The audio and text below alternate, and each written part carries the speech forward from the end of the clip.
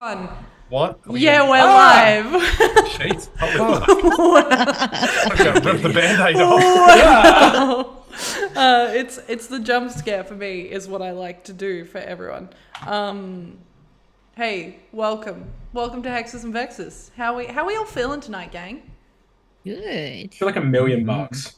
Oh yeah. I feel like $1,000,000 too, but I'm really sorry, Connor. I don't have that. I was told I was getting paid to be here, so You're not getting paid? I'm getting paid. far out, dude. Okay. Sorry. Emily, why are we here this evening? What are we Sorry doing? about What are it. we doing? Hold on, I'm just checking chat because apparently I have a little bit of an echo, but I think it's probably just the fact that you've got, noise reflective surfaces. You know what? Sorry about it, Ash. Hey, welcome to Hexes and Vexes. Tonight, we're doing a fun little thing. I mean, I hope it's fun. Fuck around and find out, I guess. Where we are revisiting a one-shot that we got to play live on the Supanova stage back in November. Ton of fun. This is the Last Hour of Dusk. This is a prequel to the Echoes of Divinity campaign that runs on this channel monthly. So hey, if you're hanging out in chat, thank you so much. Shut up, Ash. Shut up. Wow. Actually, I wonder if it's this thing. Anyway, we'll worry about that in a second. In the meantime, hey, let's quickly introduce the people that are here this evening who are way fucking cooler than me and agreed to do this with me on stage and are now doing it for a second time here. We're going to go in overlay order. Hamish. Oh, shit. Who are you? Where can we find you? What do you do? What's your social security number? I was going to say my star sign. I like long walks on the beach, the wind through my hair. Hi, I'm Hannah DM. I am here, but I'm also in other places. You can find me on Meeples and Dragons every second Saturday, running the Radiant Shadows campaign, which is currently on hiatus until the new year. You can find me this coming Sunday at an undisclosed time because I can't remember what time it is. It's either 9 or 10 a.m. in the morning on the Help Action Needed channel, where myself and my lovely other half, Talera, are partaking in a Christmas one-shot with a bunch of people from the other side of the planet.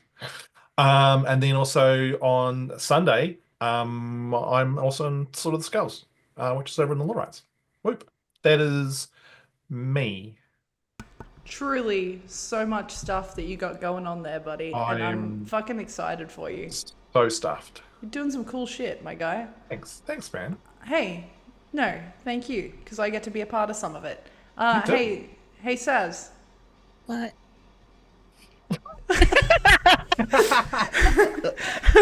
Where can we find you? What are you up to? I do too many things. Hi, I'm Saz, or Saz the Meeple. You can find me mostly over on Threads these days at Saz the Meeple, but I am trying to get onto Blue Sky when I remember. Other than that, you can find me everywhere on the internet as Meeples and Dragons, where I am what do I do over there again? I'm the resident Dice Goblin and Twitch producer. And when I'm not doing all of that, you can find me on a Tuesday morning at 10 a.m. ADT, doing a Curse of Strahd campaign with Matt Briefcase Brown. And on this coming Sunday night, you'll find me over on the Lorites, where we are doing Promethean's little homebrew D&D campaign, which I believe is starting at, if I've got this right, 7 o'clock on Sunday night. I didn't realize how many fucking Lorites people we had in here right now. Like, I totally fucking blanked on this. This is great. Yeah, okay, sick. Hey, thanks, Saz. Hey, next up, Brandon. Who are you? Hello. What do you do? Where can we find you? Hi, hello. I am one of the 3 ravens that makes up the Ravensridge Emporium. We make custom handmade resin dice and a bunch of other RPG goodies, and we also make role-playing games. So we're currently working on a new solo role-playing game called Caught in the Rain, and that is an investigative mystery role-playing game. If you want to get involved in the playtest, you can find our Discord server in our link tree and jump on and do some playtesting. I'm so excited. So excited. Woo! If this is the first time that you're hearing of Ravensridge Emporium and you are in this stream, it shouldn't have been. And B, fucking excellent stuff. Like, I've been following you guys for so long, and it's an absolute fucking pleasure to see everything that you guys are doing. So thank you for being here. I'm very excited. Absolutely. Hey, Jeannie. Hi, it's me. Who are I'm you? Jeannie. Where can we find you? Hi. I literally was just gonna say, hey, I'm Jeannie again. So good, let's go. You can find me over on xJeanieex. A lot of the time, actually not a lot of the time because I haven't done it in a while, but I'm doing some horror streams when I get around to it. Just playing some cheeky Dead by Daylight. Might actually stream Marvel Rivals soon too, because like that game's pretty fucking fun at the moment. But yeah, I also cosplay. I write stuff. You can find me on the Lawrights as well, and here on Hexes and Vexes when Emily wants to put up with me, basically. But yeah, Okay. that's me. Why are you calling me out like that, bro? Hey, I have you here all the time. What are you talking about? Exactly.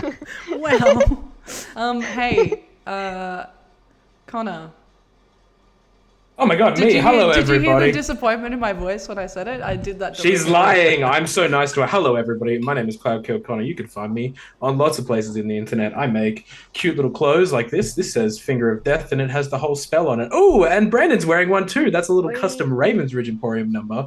I am a silly little guy on the internet. I make shirts if you ask me really nicely. I stream on CloudkillConnor over on Twitch. And I'm also on this little thing called Castleton. That's a hell of a lot of fun. I have to record that in an hour and a half or so.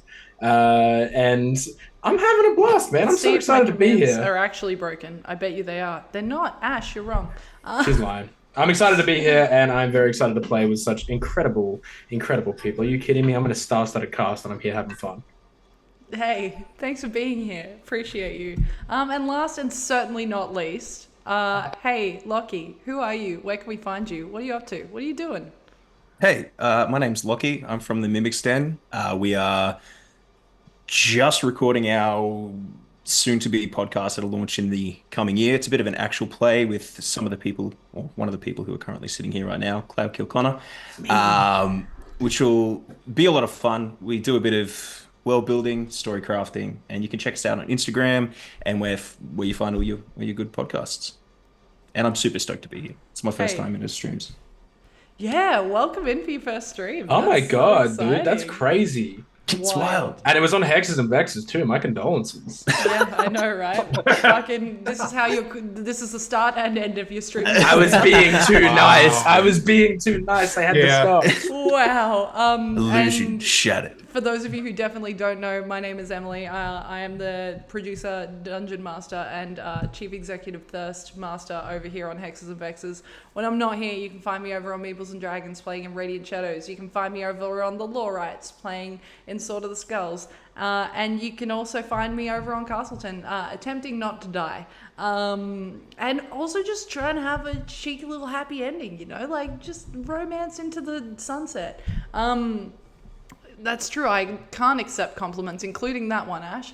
But hey, we're going to transition into something a little bit more serious, and that is the campaign we are playing in this evening, or one shot that we are fucking hell, Hamish, that we are playing in this evening.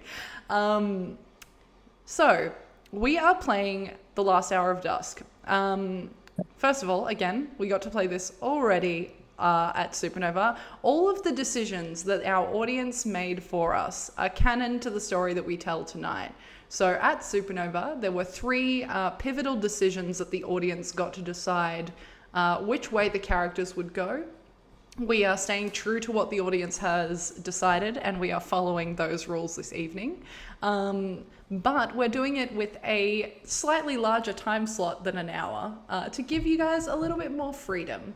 And also a little bit of background for some of our Echoes players who are lurking in the chat, aka D20. Are we all ready? Are we feeling good? I have never been more ready for anything in my entire life. Sorry, let me just roll an insight check on that. That was a 6. So, yeah, I believe you. But we're gonna kick off. We're gonna kick off with the history of the world, because if you have watched the Echoes of Divinity campaign, the history of that world is different to the world that we start tonight's session in. The world that we start tonight's session in is still Durmada, but for as long as anyone who has walked this world can remember, it has been incredibly rich with magical energy. So much so that every surface of this world almost flows through it within the land. To your knowledge, Durmada is an old world. It has outlived the idea and belief of every being and race that lives within it. It also has outlived a bunch of, good luck AJ, a bunch of the gods in the wider pantheon as well. Durmada is watched over predominantly by two gods that you are all aware of, but that all began with Amaryllis, the god of creation. Long before records and books could even write it down or document, Amaryllis existed. Her influence spanned across countless planes of existence, not just this one, and realities that are far beyond anything that you guys are aware of. Until she decided to forge a creation of her own. That creation was Durmada, something that she could have full tangible control over. To Amaryllis, this was a demonstration of her power, and something that she could nurture, grow, and evolve at her hands, and her hands alone, at least so she thought. Then came along Vespera. Vespera has always been a part of existence and life itself. Vespera is the balance between creation and the end. She is known as the god of rest. Her existence is what essentially guides souls into what you would perceive to be the afterlife. It is the veil between life and death. Her influence on the planes of existence were always subtle and often underappreciated as well, because the thought of death is terrifying to a lot of the specifically humanoid races. Together, they fell in love and blossomed the world of Durmada as you know it, which is split between 4 different realms: Ascendus, Valmorna, Erendor, and Alderwyn. But for now, we are going to start in Ascendus. So Gideon, Karlis, Nimble, Strix, Blue, and Barnabas. You have had a rough journey thus far. You have fought so many different things. You have been on so many different adventures together. So much so that, like, you all know each other well. You know each other's quirks. You know each other's little annoyances, and you've still stayed together. It is the night before what you are told is prophesized as the end. And you are all sitting in a dark room of a tavern located in the heart of Ascendus.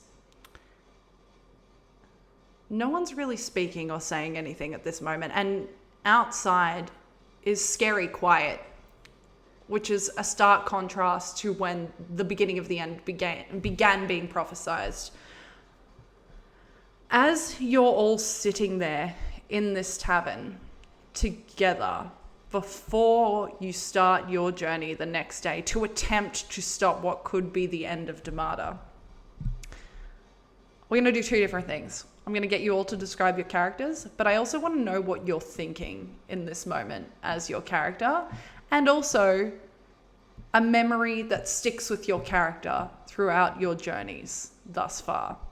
And we're going to kick it off with Barnabas.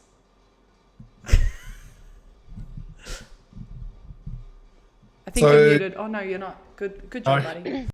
I'm not. So Barnabas would be sitting there with his round glasses perched on the end of his nose, light blue robes, two small horns sticking up from his head, and the cloven hooves resting lightly on the ground of this satyr. He would also have a number of geometric, like tattoos across his arms, and also a few on his face as well. He would be uncharacteristically quiet. I think Barnabas is probably known for talking more than he probably should. But I'm sure that everyone else loves that anyway.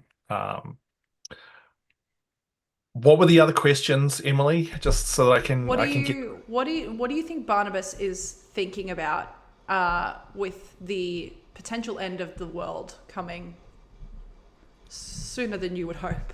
Barnabas, so what would be playing on Barnabas's mind would be, what is the logic of the world ending? Why is the world ending? What does this mean? What is the importance? And what comes after the end of the world? And for him, that concept would play into a sense of, like, does this destroy all order within the universe? Which for Barnabas and the connection he has to magic is a truly horrific concept, that the very fabric of order and the universe is shattered and we're left with effectively chaos, which would be why he is uncharacteristically quiet right now.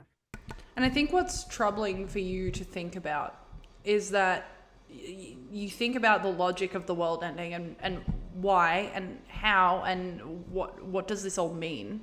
And the frustrating part for you is that you don't know what is responsible at the moment for the beginning of the end. And I think that probably weighs on you a little bit more.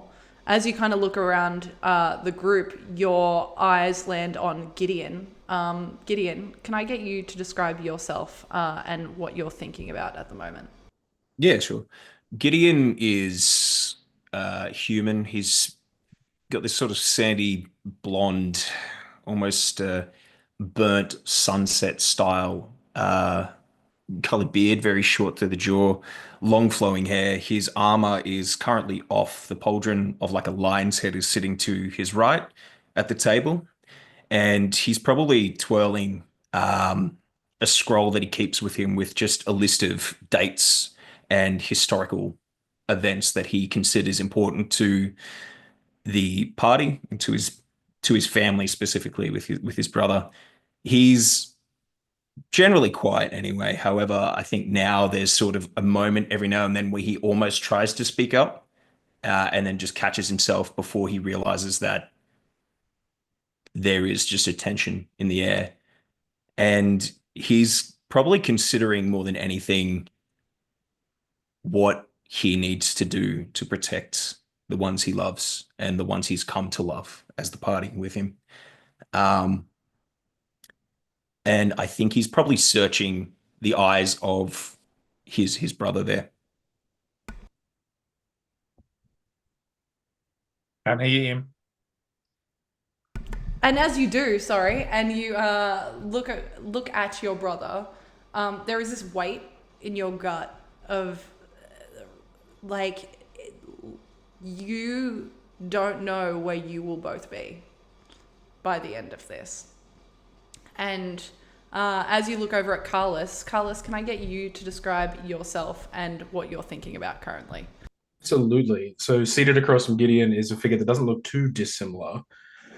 Same kind of sandy blondish hair, kind of noble, regal features, but definitely looks a lot less hardy and tough.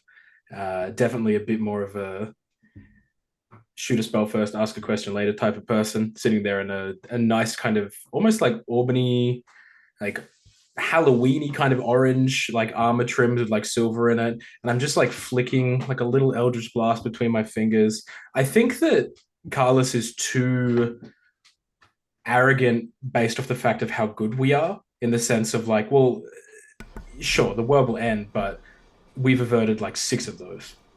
So what's this one? You know, is there some other kind of like upstart little god that's trying to claim world domination again? And I think that he can feel the vibes of an incredibly stressed Gideon. He just kicks his feet back and puts them up on the table. Yeah, yeah, and like you have stopped a lot of bad shit from happening. So there is like this aura of confidence that you all spot radiating from Karlis. And Nimble Paws, as you look at Karlis in this moment and you think about your journeys ahead, could you describe yourself and what you're thinking about? Yes, certainly. So Nimble Paws is a very, very dark brown tabaxi, and she has little tufts of lighter brown coming through there off and on. She's feeling nervous. She doesn't know why, but she's feeling nervous. So her tail is, she's not even thinking about it. Her tail is flicking back and forth, back and forth. And her claws, which are normally, when they're in the tavern, she's a well-behaved kitty. She keeps her claws sheathed, but they're coming half out and back in. Like she's anxious about something. She doesn't know quite what to do with the energy because it just doesn't feel right this time. It doesn't feel like the things that, you know, would make Karlis feel quite so puffed up about, for lack of a better word. Okay. And this is a behavior that you would all, as you look at Nimble, would recognize because, you know, you've been nervous before around the party. So these traits are probably something that they have seen before. And Strix, as you kind of watch this like combination of stressed, anxious, confident aura amongst your group, could you describe yourself and what you're thinking about at the moment? So Strix is also a satyr. He's wearing like a Corsair's style jacket with sort of gold trim that's been aged over the many adventures that we've sort of been on. And he's got ivory white horns that stretch sort of behind his head and loop forward, and laced between them at the back is a dream catcher between his 2 horns. And he's probably fumbling with some alcohol over the bar, maybe apprehensively just pouring everybody a drink that he thinks they probably won't consume. And he's probably, I think he's sort of dealing with like, he's going through those stages of grief about the world where he's in denial at the moment. He's like reassuring himself over and over, like, well, I know everyone's like anxious, or well, some of us are confident, but like, it's surely not the end. Okay. And as you're kind of pouring this amber looking liquid into these glasses, you slide one across to Blue. Blue, can I get you to describe your character and what your character is thinking about at the moment? Absolutely. So Blue is a gnome with very vibrant pink hair. She has magenta eyes and then like a pastel pink skin. So she's completely pink. So we love that. That's great. She's probably sitting there playing with, like, just flipping through a stack of playing cards with a ghost dog barking in the background. So yeah, just a pack of playing cards that she normally has with her, and she's just flicking through them, contemplating life and all the things that she wishes she could have changed from the past. You're good. You're good. She's in a t-shirt, so she's a cute dog, but she's fine. But yeah, so she's probably just contemplating, like, what could she have done differently? What, like, mistakes she's made in her life that she could have, like, avoided? Just all that sort of thing. It's okay, don't stress. It's all good. Hey, honey, stop that barking situation. I also shaved her last night, so everyone can just have a little look. This is the culprit right now. I'm not kidding. She is in a t-shirt, but this is the You can Yep. keep her if you want. the ghost dog. Thank you so much. Just for a second. But yeah, so that's pretty much all that's like she's thinking about is just like all the mistakes she's made, all the people that she's lost, and then if this is like actually the end of the world, like what could she have done differently? And sorry, what got slided across? A drink to you. Oh, okay, amazing. Thank you. So at that, she will put down the playing cards and say thank you. Thanks. And is there anything anyone is doing in this moment as you all sit across from each other? I think Barnabas would be giving Karlis a bit of a filthy look with his feet up on the table and just kind of how relaxed he is. No words, just a look, a bit of a glare. Something bothering you, Barney? Karlis, how many times have we talked about this? My full name, Barnabas. I do demand a level of respect. Unlike some people, your boots on the table. God, so uncouth. I mean, Would it be better if I took them off, or? oh my God. You look over at Gideon. Gideon, can you do something about your brother, please? He's always been the most strong-minded between any of us here. I think, Karlis, we both know how this plays out here, don't we? You're right. I will take my shoes off the table. Only because he asked nicely. Does not respect the gravity of the situation. We're in an empty tavern. They barely can light a candle in here. I think we can put our shoes on the table. Empty tavern at the potential end of the world, Karlis. Yeah, it's like 6th, 7th, 8th end of the world. Come on. But still, I mean, some respect, some... just... Barnabas, the only way I can put this is I've seen you rip meteors out of the sky, and it instills me with a wee bit of confidence. So, for you to be so worried has me worried. Relax a little. Blue, deal us a card. Come on. That's you, Jeannie. Okay, she will grab a card. Sorry.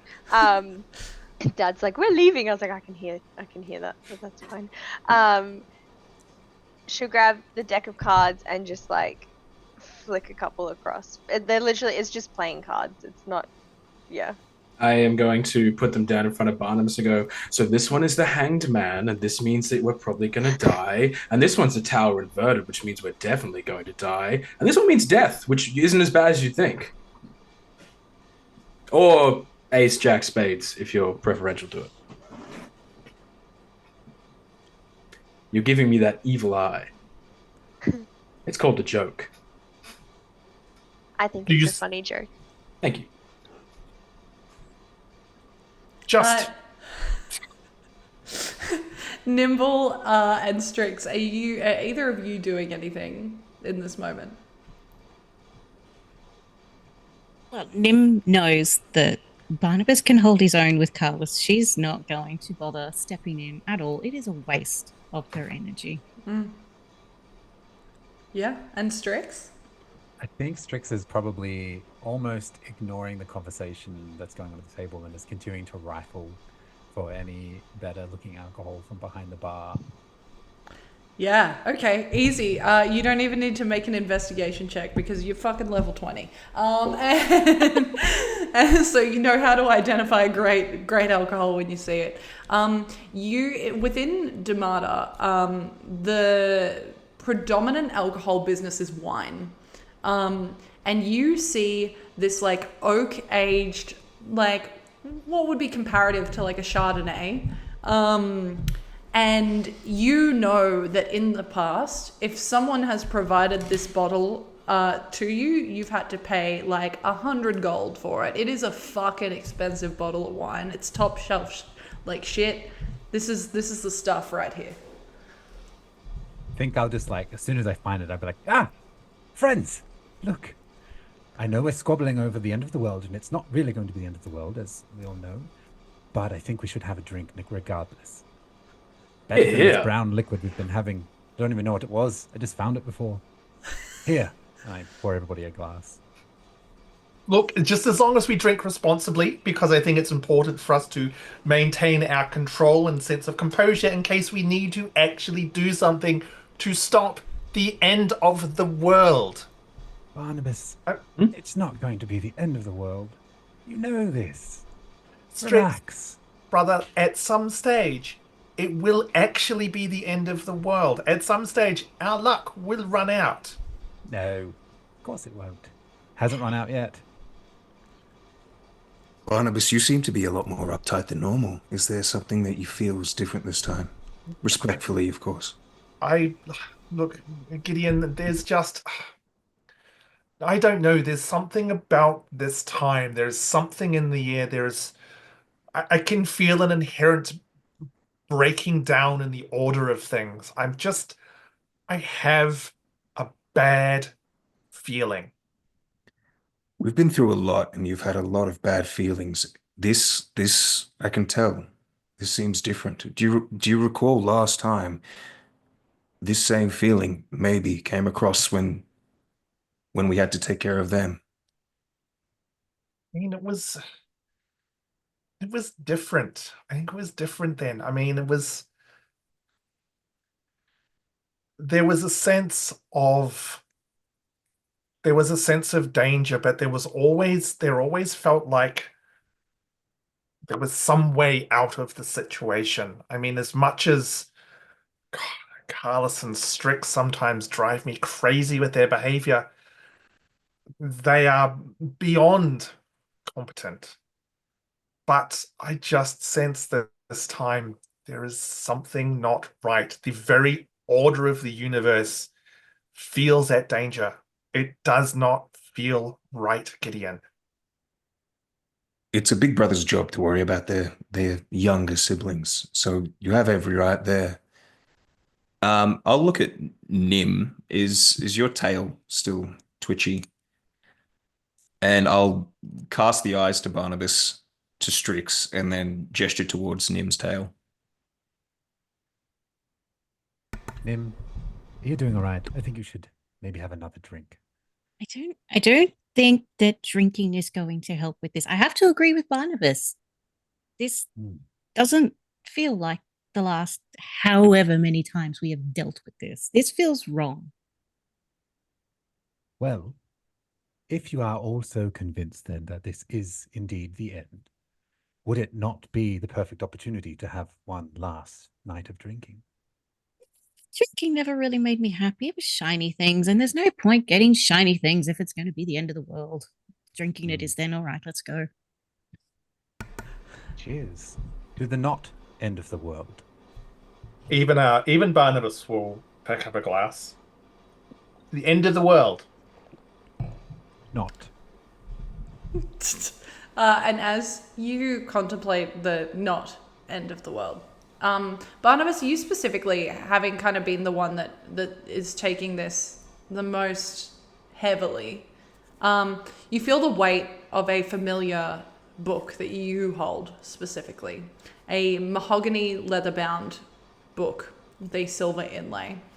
And for a moment, your mind wanders over everything that you have all recalled within this book, and the adventures that you've been on. But then the alcohol kind of starts to numb that feeling. And there is a moment in the evening where you all almost feel like you forget that this could be the end, because you're all just spending that time together. And it feels nice, it feels warm as you all retire to your beds for the evening. And you find sleep easier, I think, than what you all expected to. Who knows? Could be the weather, could be the alcohol. But your minds all drift off into sleep. And as they do, all of you have this not even dream, but as you are resting, it's like you're just literally looking into a void. It's just darkness. There is nothing. But you feel like a sense of consciousness, like it is a dream, not nothing. This isn't the end of the world come early. And you hear, it starts off really quietly, almost like it's coming from behind you. And then it makes its way closer and closer until it rings in your ears. And it's just this tick, tock, tick, tock. And it is a humanoid voice that is saying this in common, almost speaking it within your brain. And you just hear it on repeat. And despite it being incredibly fucking infuriating, you all find long rest. As you wake the next morning and begin to gather your things, like every morning in Ascendus at the moment, the streets start off busy. There are still traders that are open and attempting to help anyone that is a straggler trying to escape to, who knows, where do you escape in the end of the world? No one really knows. And so there are people running around frantically. There are traders not even selling, they're just trying to get rid of their things to attempt to help people. And you all make your way to the stairs of a familiar building, the building of the Arcane Chapter. It is a tower that rises 65 feet in the air. It is huge.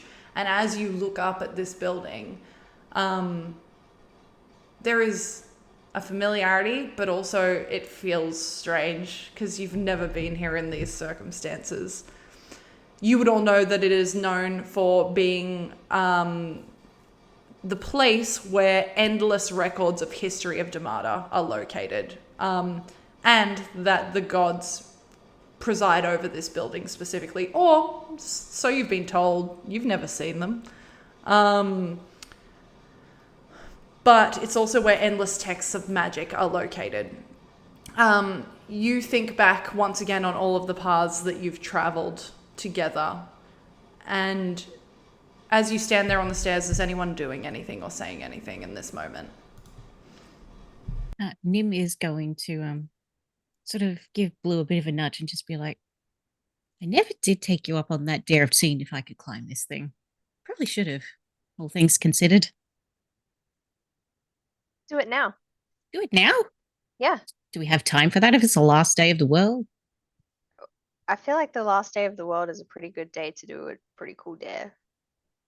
That's if we even do end up dying. At least you go out doing something cool, you know? Can I climb it? For shits and giggles? You can absolutely fucking try if that's what you'd like to do. Yeah, go ahead. It's not like a flat building. There are windows. There are like it's aged. It's been there for a very long time. So there is, as someone who is literally called Nimble Paws, you feel like you could find enough nooks and crannies if you were being incredibly fucking careful.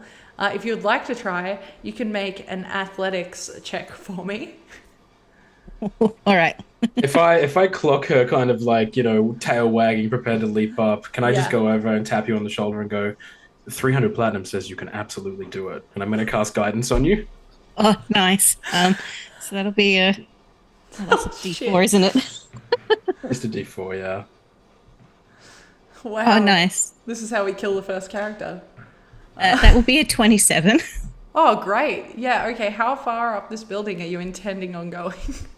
I want to make it all the way up. Excellent.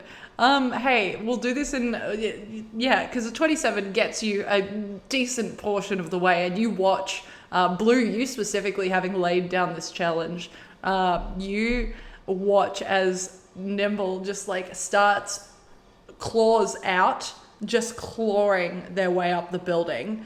There are a couple of moments where you kind of like on the flatter surfaces, you hold your breath watching Nimble, but like expa-fucking-tease in this moment. You make it, I want to say, a third of the way, Saz. If you'd like to keep going, you can make another athletics check for me.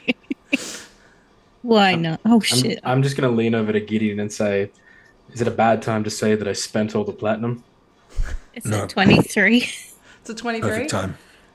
You continue up the side of the building, and there is a moment where like a bit of this like stonework comes loose, and you freak out a little bit, and you all see this happen, but then like you expertly fucking catch yourself, not without a moment of like losing your breath though. And as you kind of make it up the second third of this building, I'll get you to make one more athletics check for me. Did she This have dice like? likes me. I'm gonna be Did she really have scared. Featherfall? Did one of us make sure we had that? No, she'll be Wait. fine. I'll be I'm fine. sorry, but I mean this is Nim. I mean, if she falls, she'll be fine. We've seen her fall from higher places than this Have you? and walk away with no scratches on her whatsoever. She's got at least 7 more lives. That's true. And tabaxis always land on their feet anyway. They do. I actually thought she was down to 5 lives, but maybe I've miscounted. Shit, I I counted might have 4. lost count. Oh no! Oh well. Look, she'll be fine. She rolled a 24. Okay. Hey, look, you all kind of like held breath as the last kind of third of this building is scaled. It is a circular building and it has a flat top. So when you get to the top, you are just perched up on top of That's the fun. tower of the arcane chapter. Is there a window up there somewhere where I could just like Yeah. be like wave at them and just climb in and make my way down the stairs Yeah. because I'm not climbing down. You poke your head, like, you kind of like look down into a window from the top of the building, and a couple of people look very confused, and then they continue on panicking because it's the end of the fucking world. And you are able to slide on it. It doesn't take very long for you to get back down to the bottom. You're pretty fucking fast. So you make your way back down towards your friends. It takes you a couple of minutes, you know, all hanging out there, and you see Nimble reappear from inside the arcane chapter. Is anyone else doing anything? That was fucking awesome. Keep your platinum. I did it for fun. Oh yeah, good. I'll hold on to that. I'm gonna lean across to Gideon and say, "Hey, I know I'm normally the one with voices in my head, you know, warlock shenanigans aside, but did you hear like a little woman's voice in your mind last night?" I did. I heard like a ticking, but they were speaking it. It was odd. Do you think maybe it was a group wide situation? Like maybe the other brothers and our other companions felt that or heard it as well. Well, there's no shame in asking. My beautiful found family. Did anyone hear little TikToks in their dream last night? Yes. Yeah, that was annoying as. I know I couldn't sleep. Was somewhat unusual. I thought it was just myself, but I mean, I'm prone to hearing the ticking of clocks, but Makes so That much more mysterious sense. ticking noise. Oh my goodness. Listen, I'm no stranger to prophetic voices in my head. That generally means someone's trying to point us in a direction. So I'm not giving any more kind of thought to the end of the world thing, Barnabas, but it does feel like we're on a ticking clock, as it were. well, shall we continue onwards then? No, I think I'm gonna try and climb the building. I'm kidding. As you say this, that this loud Meaty swarm. crack of energy crackles and splinters above your head throughout the sky. As you see, the sky goes from like a like day to almost night situation. It's like a twilight just suddenly hangs over the arcane chapter, and you feel almost this electricity to the air. It's like when you're in the middle of a thunderstorm and you can just kind of feel it around you. There is a blue second crack of energy that just splits the sky above you, and there is an almost emerald green glow to now every building that you look at. It feels not good, essentially, is the best way to put that. Once kind of Ascendus, once surrounded by life and being full of energy and people and festivities, now the only things that you can hear is distant kind of echoes of crumbling stone And every now and again, the cry or yell of someone trying to find their escape. You hear the sounds of different magical energies and spells gone awry almost, for those of you who are proficient in magic. But almost like, again, a click of a fingers, there is a stillness that settles on the city around you. A bell tolls from deep within the city. Barnabas, you remember the weight of this mahogany book. As you hold it in your hands, kind of scribbling down notes of what you're seeing around you. And as you continue to write within this book, for a moment you pause and you lift your quill off the page and you watch as the pages begin to rustle almost underneath your fingers, until the pages start to flick. And you can all see this as well. You see that Barnabas is not doing this. These pages just begin flicking and it starts off slow and then it starts speeding up until it gets to the very last page. You read in Elvish, Barnabas, the phrase, "and so it must end." Words that you and your party, who are the sole contributors to this book, did not write in a handwriting that you do not recognize.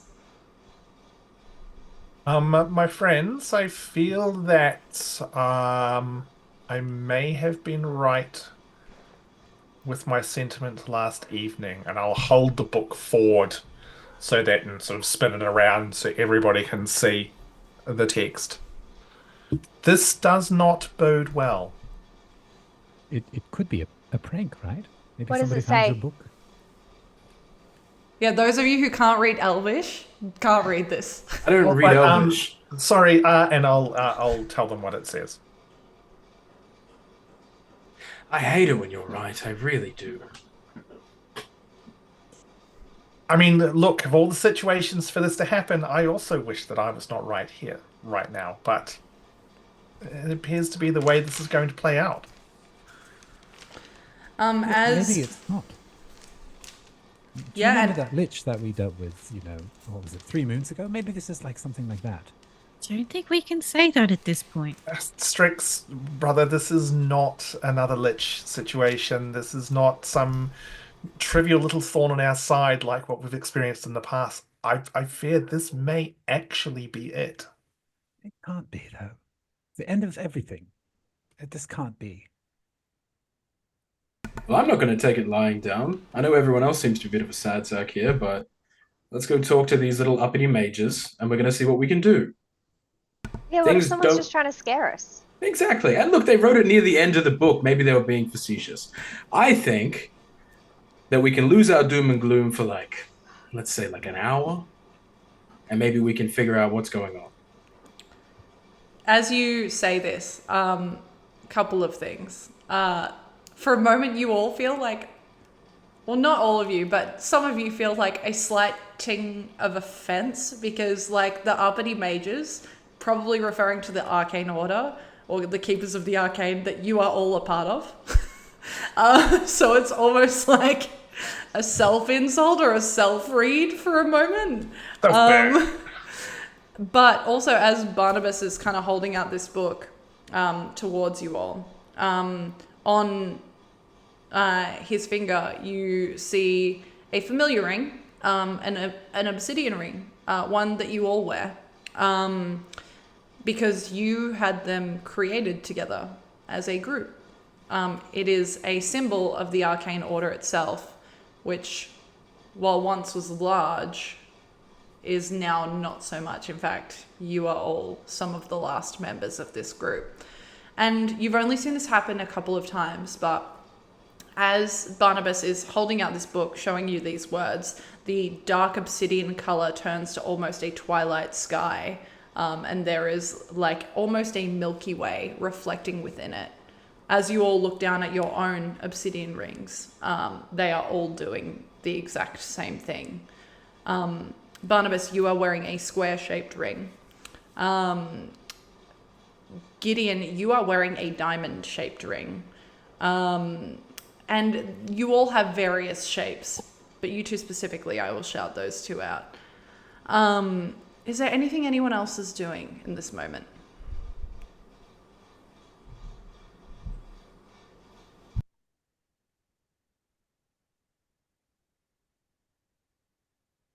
Sick, I'll fucking sit here all night, motherfuckers. Discuss away, Just all stand DM. Hey, as you stand there, there is a moment that passes and these wisps of light begin to coalesce around you, swirling until they take a final form, the form of an elven figure. Olive complexion, she has these striking amber eyes, and she's cloaked in almost this spectral light. There is something that, like, when you look at her, you feel almost like this slight nausea, because it's like she's shifting in and out of reality, like your mortal eyes were not meant to see something like this. And may I get you all to make a history check for me, please? Ooh, rolling dice. Yeah, what? Hold on, we're rolling dice in this dice game? Fuck.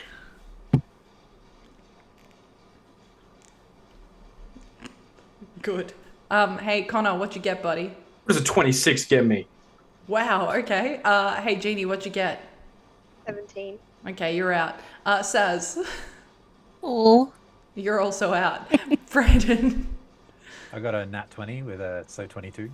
Okay, yeah, you're in. Lachy. I got a 24. Okay, you're also in. Ham. 6. Okay, you're out. Which is like 26, but like just 20 lower It's than that. not. It's not how it works.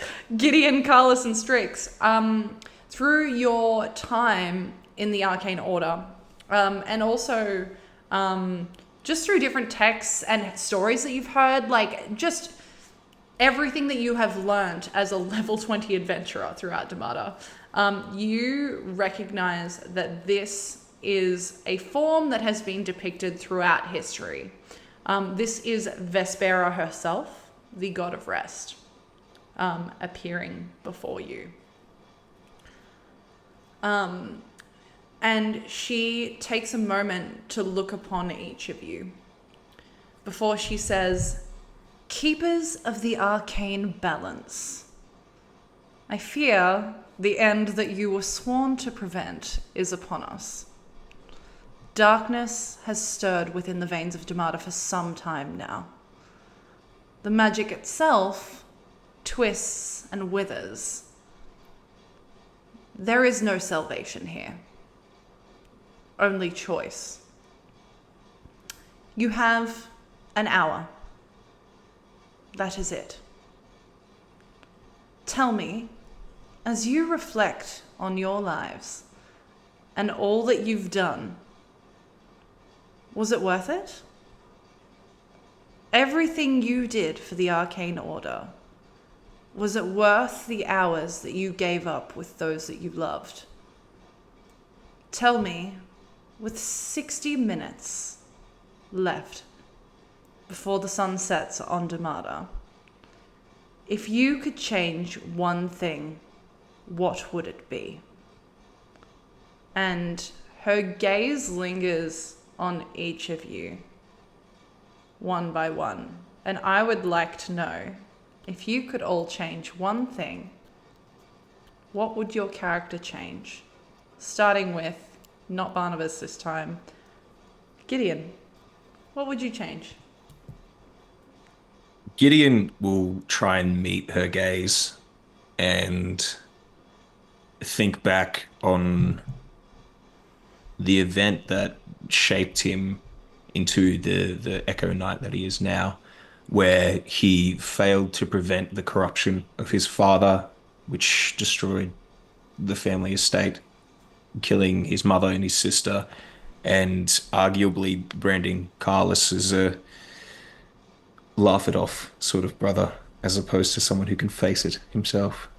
And he will sort of move his breastplate a little bit and feel the burn mark across his chest there. and look to her. And if I may, he will sort of push back from his mind to her and say, if this is the end you're promising, then perhaps we've all earned a proper rest. If a rest is what you desire, then you shall find it. But that is your choice to make, Gideon. He'll bow to that reverently. And she will return with just a head nod towards you in respect. Barnabas, if you could change one thing, what would you change?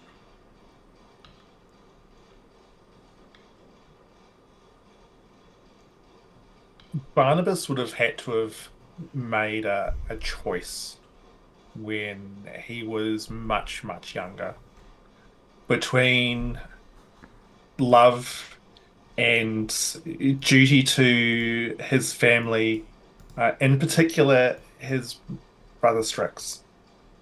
It was something that I don't think Strix ever really knew about.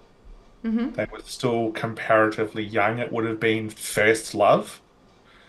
But Barnabas being the one who was very law and order and sense of right and what should happen, felt a strong duty to try and keep Strix, who maybe was more inclined to be the order of chaos to Barnabas's sort of order. He would like to have gone back, and all he wanted, if he could change one thing, it would be one kiss from that person that he loved. As you think about this, you almost see a recognition of what you're thinking about reflected on Vespera's face. It's like she understands. She doesn't say anything, but as she looks at you, you feel like she might. Nimble, if you could change one thing, what would Nimble change?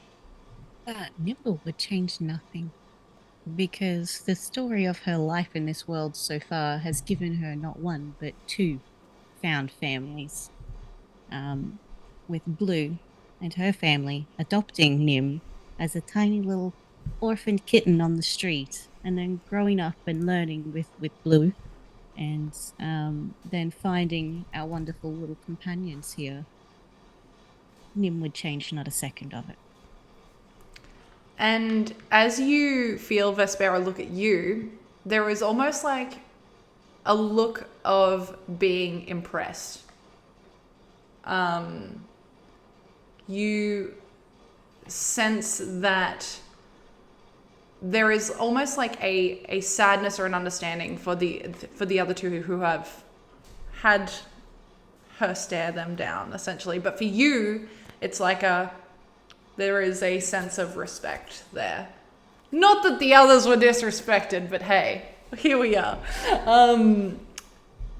Karlis, as her eyes land on you, what is your one thing that you would change?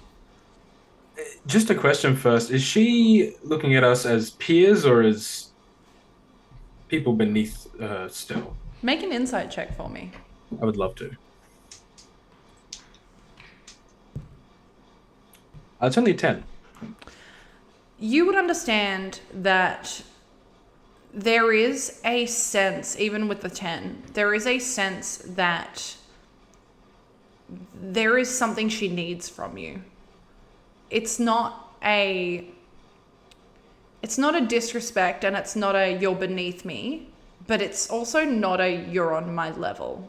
It is a we need each other sort of feeling that you get. I think Karlis clocks that and looks her up and down. You are desperate. I was desperate once for something too. And I found it. It got given to me. And I'm just going to summon a sword in my hands.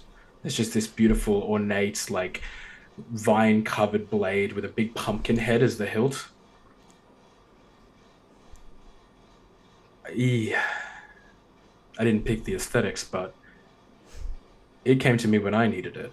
And then I realized I didn't need that anymore. And I think Carlos stops for a second and thinks about how he is often just pushing everything away. He often like compartmentalizes it all. He didn't have to worry about, what happened with his mother and his sister because Gid dealt with it. He was the older brother. He did his job. But if he can have one opportunity now to do the job for Gideon, he's going to take it. So while you're desperate, and while my brother tried to strike a bargain, perhaps you can give us a little incentive to help you out here. 1 hour isn't a lot of time. Maybe a godly boon or 6, 7. I fear, Karlis, that I cannot change the weave that is time. I'm not asking for time, I'm asking for strength. You need time more than you need strength. Who am I to bandy words with a god, huh? I will give you this. In the moment that you require it, I will be there to back you all up. But until then, she cannot know that I am against her. Swear an oath then that you'll be there for us. How would you wish me do so? I just grab my blade and I cut my hands and I hold it out. She takes out a blade of her own, and she also slices across her hand. It is like you have watched this figure of Vespera shift in and out of almost existence. But in this moment, she is there in full form, and she holds her hand out to you. Do you take it? Absolutely. I'm going to shake it, and then as a sign of good faith, I'll just pump a point of lay on hands back into her. Sick. Okay. And as you do so, as you take her hand, there is a sense of overwhelming power within this being. And for a moment, it feels insanely good. Like, it feels...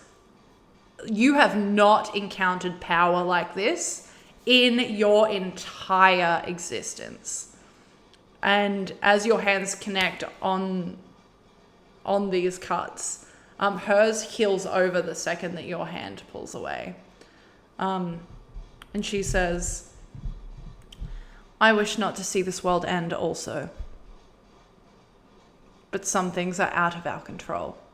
How it ends becomes more important in this moment. I'm just going to step back and I'm just going to do something like very kind of like childlike almost, and I'm just going to slip my hand into Gideon's. Something we haven't done since we were kids. Cute. I'll take it and squeeze. Are you okay, brother?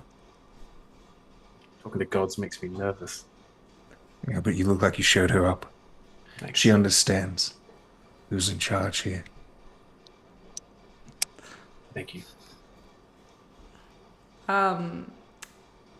As you kind of step back, Blue, as Vespera's eyes land on you, the weight of kind of the end of the world upon you, what is one thing that Blue would change? Blue has only one moment, really, truly, in her life that she wishes she would change. She could change, and it is one of the most traumatic things she's ever had to experience. Happened in her childhood. She had a best friend who was her whole entire world, and this was before Nim came along as well. And her best friend unfortunately got attacked by something poisonous that Jeannie still has not figured out. Something. Anyway, to save her best friend's life, Blue had to make the very, very tough choice of cutting off their arm. So, with a very blunt knife and a lot of tears, Blue painfully, slowly cut off her best friend's arm to save his life as a child. And even to this day, if she closes her eyes to go to sleep, she can still feel and see, like, just, you know, what it's like to cut off someone's arm. The one thing she would change about that is that despite her efforts and despite everything it took, she cut off the wrong arm and her best friend died anyway. So, if she had to change anything, it would be to go back in time and pick the other arm.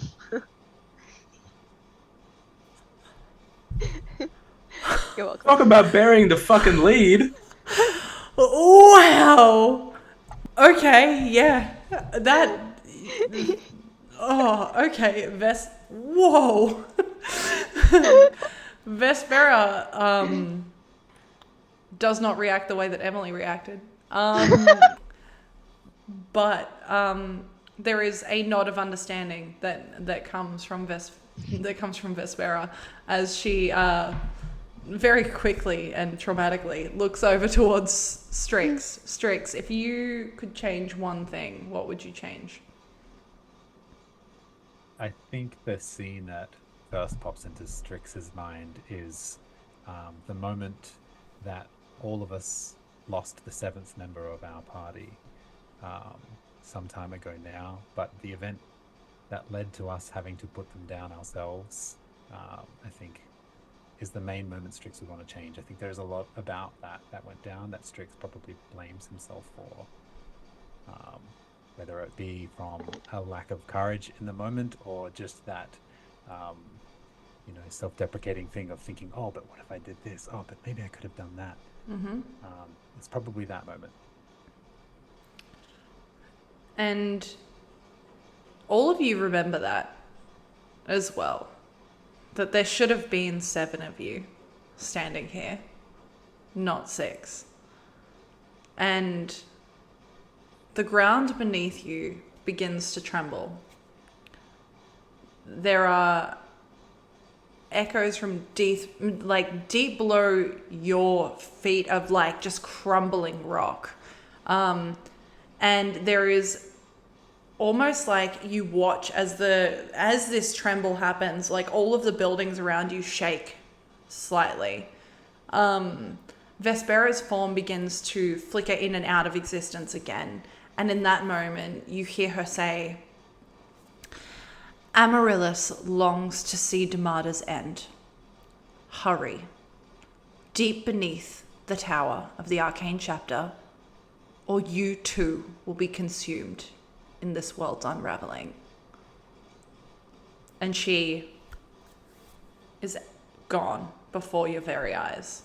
As you look towards this the arcane chapter, your kind of next steps cemented as to where you need to be. Is there anything you're doing before you kind of follow these breadcrumbs? I think I'm I gonna just cast- put my... Oh, sorry. You go. I think I'll put my hand on Barnabas's shoulder and just say, just in case you didn't realize, brother, that was the god of rest.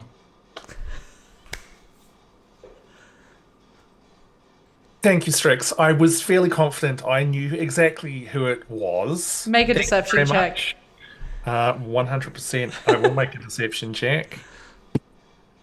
I didn't roll very well.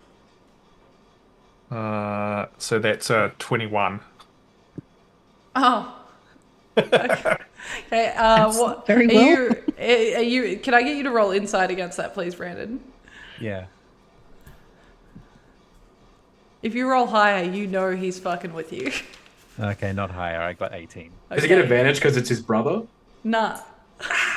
You know why? Because you're level 20. Fuck you guys. And like you believe that he actually knew, which is Of course I weird knew. I because he mean- was acting like he didn't for a bit. Oh, I just saw you flicking through your book frantically when she appeared, so I just thought, but no, who am I to judge? It was when you went Yes. to the glossary section for me and started looking. But Look, some of us can multitask whilst other things are going on. I was just trying to make sure that I was prepared for what was potentially lying ahead of us. Now, how about we actually keep moving on? Because time is pressing. We have now less than 60 minutes. TikTok, right? I'm gonna pour a little bit of water out of my water skin and just throw it up in the air, and then walk into it and cast Armor of Agathis on myself, and just have these like sharp like icicles start to like pop out of my pauldrons, and Yeah. give myself 25 temporary hit points. Sick. You've all seen this before, and you watch as this water just like almost crystallizes on Karlis's armor. It's cool as hell. Is anyone else doing any preparations before you head into the arcane chapter? Nim, no, you go. No, go. no, I insist. So say Nim is just going to look around at the boys and just be like, "Are you boys finished bickering?" And you know that super hot Henry Cavill, that thing where he does the punch down with his arms. Nim's just going to do that. And be like, "Let's fucking go already! Come on!" I see that when I close my eyes. Is what you hear as you all enter the arcane chapter. Because now it's canon. So Barnabas he'll wait just a moment as everyone sort of starts to walk by, and we'll look back at sort of the rest of the city, everything else that's been going on around them. We'll give a little sigh, and then we'll very, very briefly, as his brother walks past, return that touch on his shoulder for the moment, and we'll cast protection from energy. We'll go. Look, we'll go cold. We'll go cold. Okay. Yeah. Good to know. You might need that. Who knows? So there'd just be a like this, and like Strix would be familiar with this, the whole group. There'd be this very slight shimmer that would appear around him, and probably because it's the cold, there'd be like a shiver runs through you at the same time. Thank you, brother. So just don't die again. No promises. And as you all walk through the doors of the arcane chapter, you have been told to delve beneath.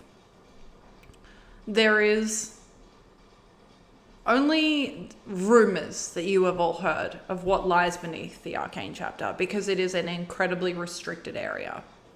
And it is only for those of the highest order within this building.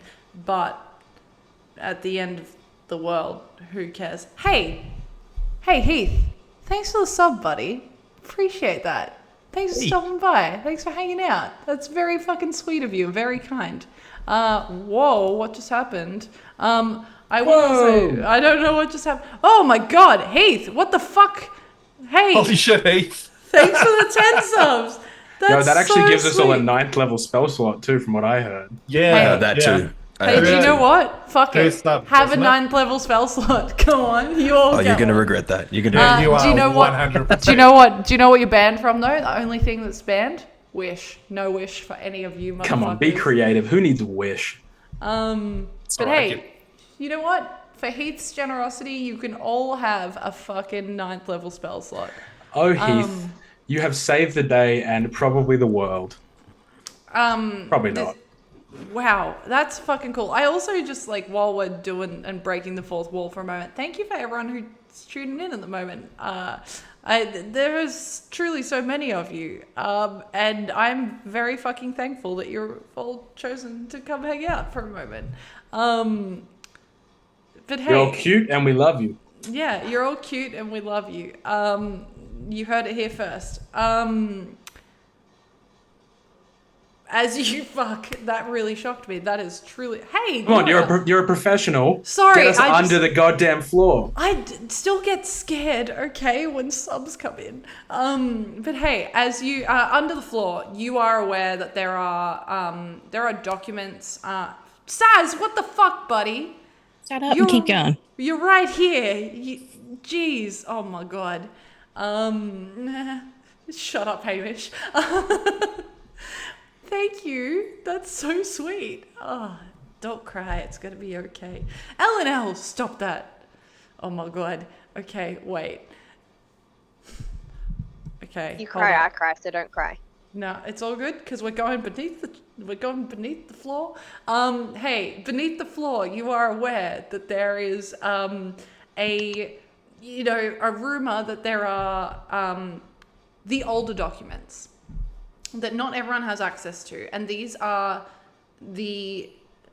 scrolls and scriptures of gods that you are unfamiliar with, that aren't necessarily the two gods that essentially rule over this this continent and plane of existence in general. These are all things that you must be at a certain heckin' level, but it's the end of the world and no one is really guarding these stairs.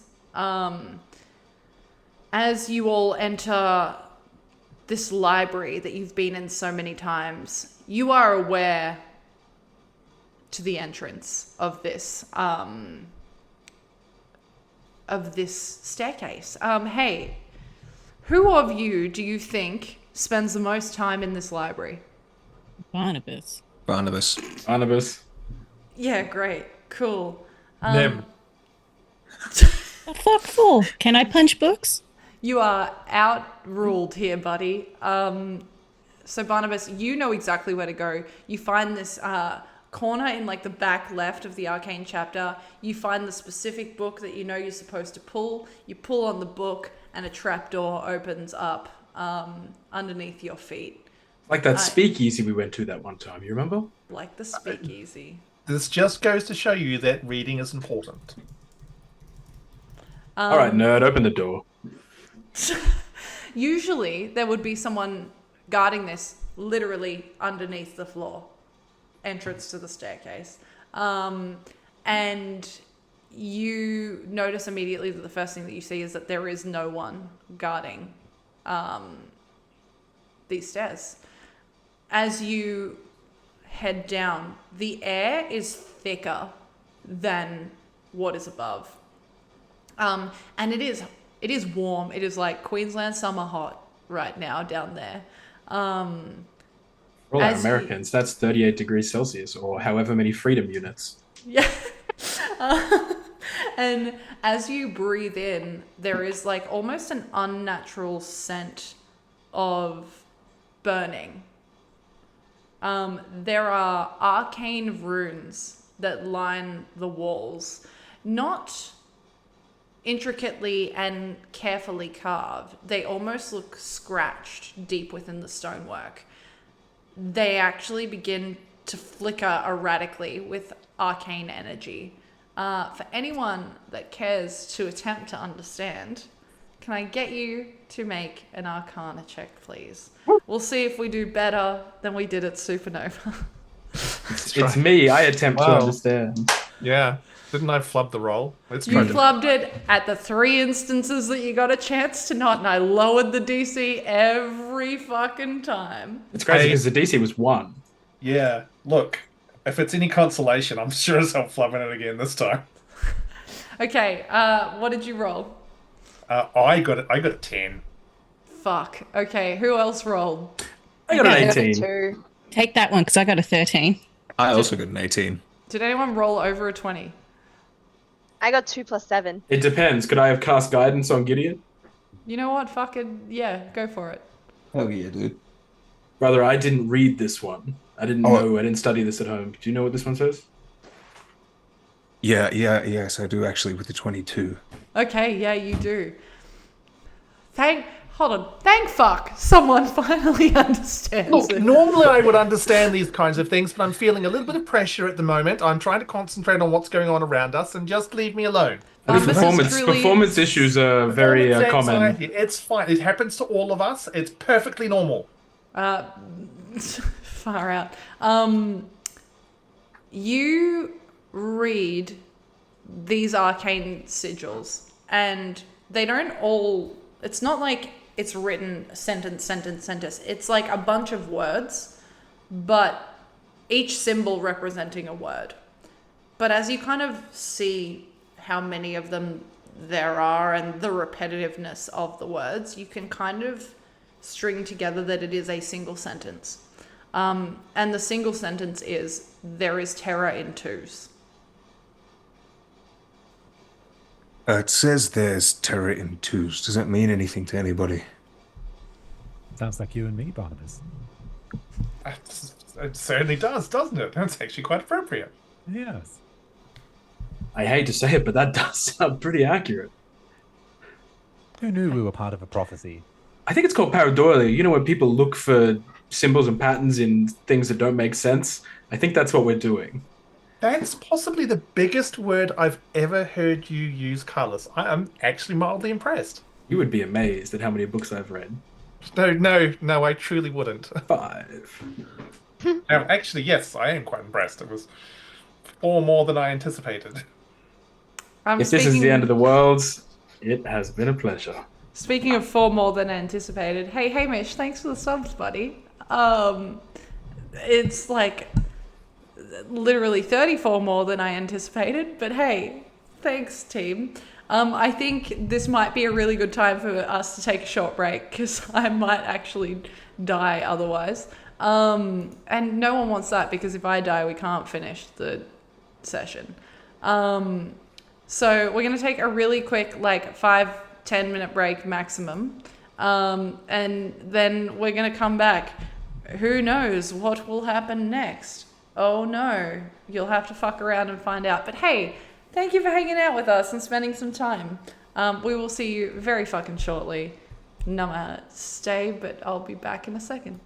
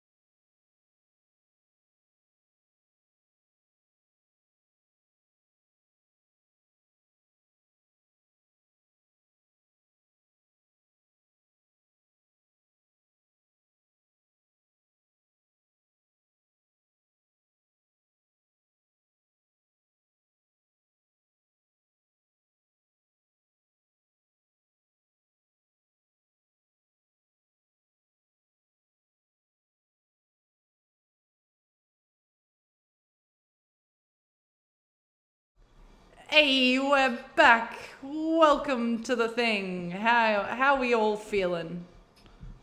I'm feeling spectacular. Do you know what? I don't care about how anyone else is feeling, aside from Connor. Hey, Connor. What's up, man?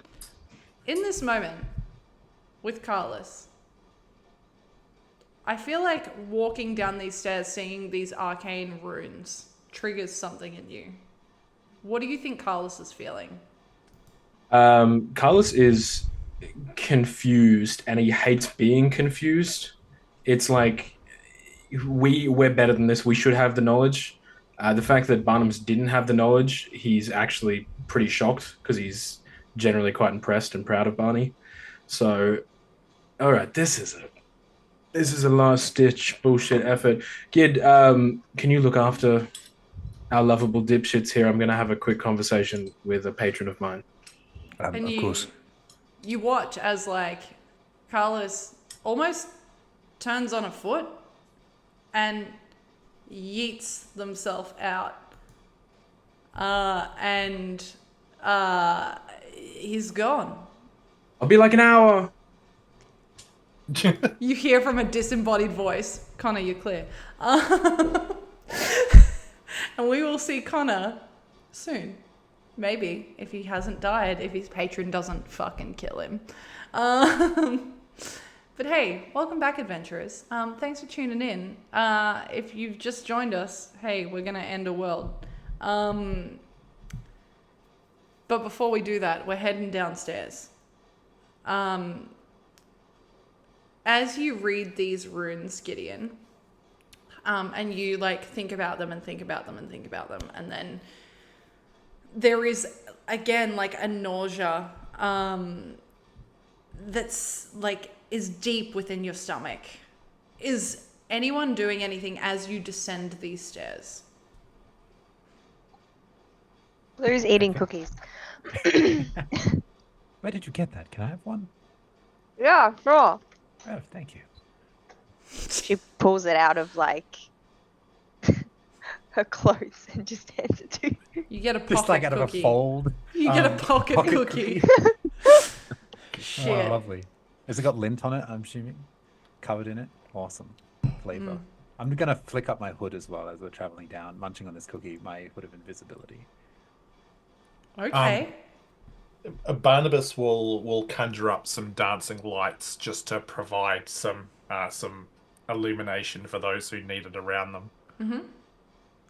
And this works because as you kind of descend these stairs, the path before you grows thinner and it is completely shrouded in darkness. The only sources of light now are these arcane runes as they flicker, and also your dancing lights.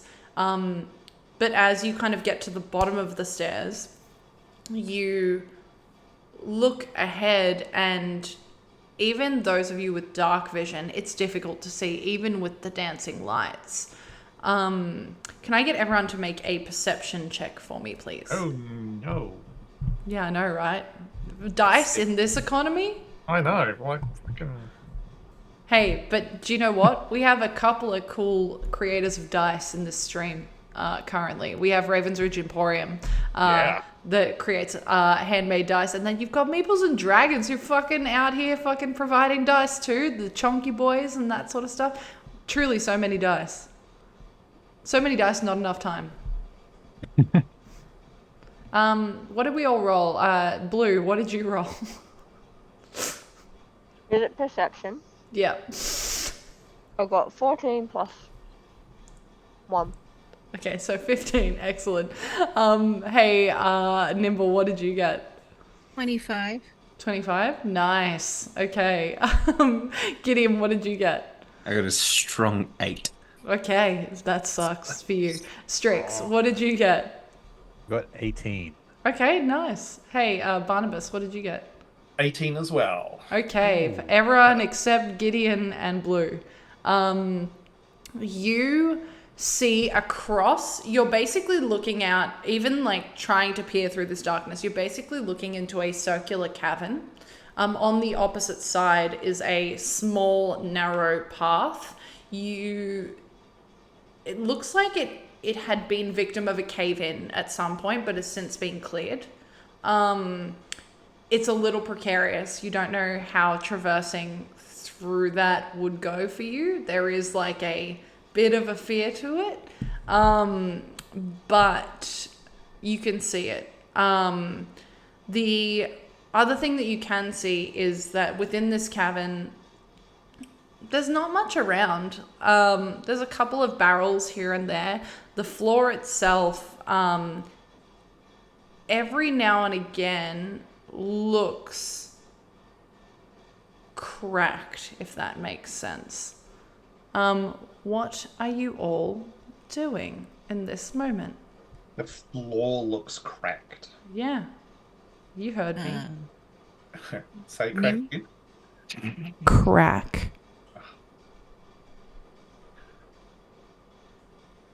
Nim would like to use her cloak of arachnida and her spider climb and walk on the walls instead of the floor. Okay, excellent. I will get everyone to tell me in this moment, I guess, the marching order, if that's okay.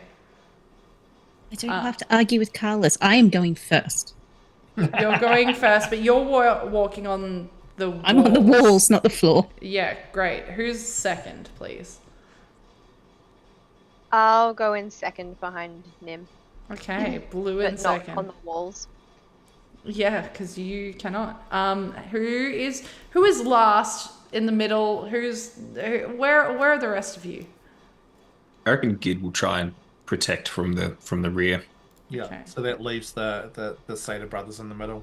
Yeah, okay. Who do you think of the two of you would be in front of the other?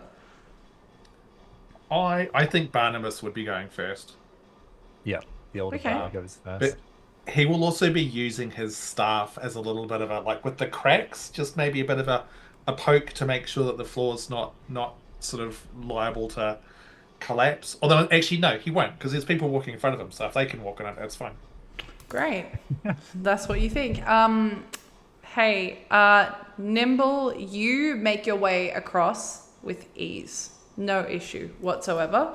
And you get to the path on the opposite side of this cavern, and you watch as the rest of your party begins to make their way across this cavern. As you all begin to cross, you see beneath you these cracks in the floor are illuminated with emerald red purple hues, just glowing and changing and shifting color. And every now and again, all of you, regardless of perception, see these shadows almost darting across the walls before you, humanoid-based shadows. May I get everyone that is not nimble to make a dexterity saving throw for me, please? I refuse.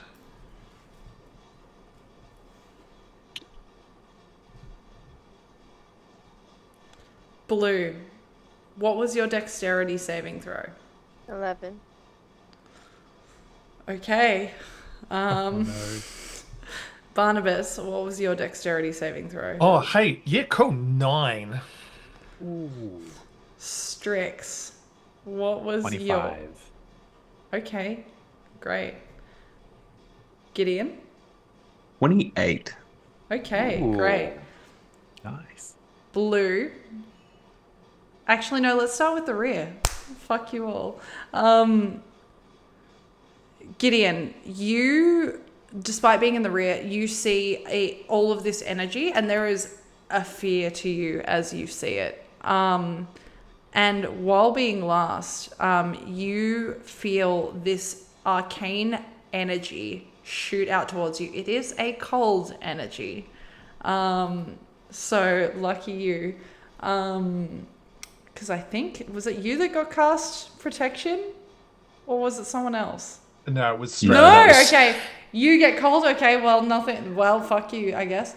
You were going to take 10d8 damage halved. Oh! Halved, because you succeeded.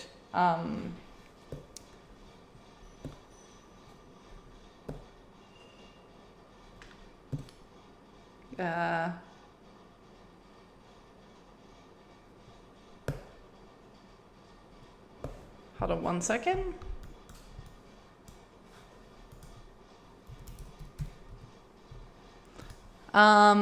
Okay, hold on, wait. We're gonna math that in a second. We just may have a minor disturbance that happens. Which... It didn't. We're fine. No, you're We're fine. good. Well played. Yes! Okay, great.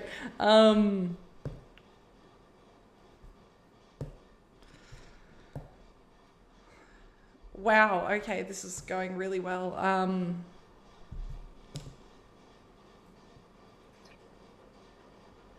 You're going to take only 18 points of damage. It's fine. You're good. Is that halved already? That's already halved. Thank you. Bless you. Hey, you're welcome. Strix, as you cross, you feel this green energy shoot up towards you, almost acidic in nature. Damn it. As I'm so sorry, as you are going to take 11d8 damaged, halved as a success. So, whoa, that's so low. That's also so low. These dice know that you created them. They're protecting me. Oh God. Wow, I've never rolled this many dice in my life.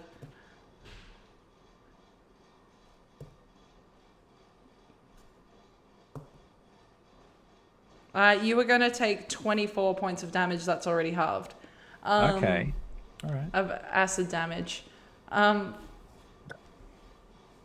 Barnabas. That's me. Oh boy. You see this dark, black, crackling energy. As it shoots up towards you, you feel it almost like vibrate within your body as you are going to take 12d8 damage, not halved. What type of damage? Necrotic. Damn it. That's fine. I'm a sorcerer. They've got lots of hit points, right? Yeah, great. Oh no, wait, hold on. Yeah, cool. Talk amongst yourselves.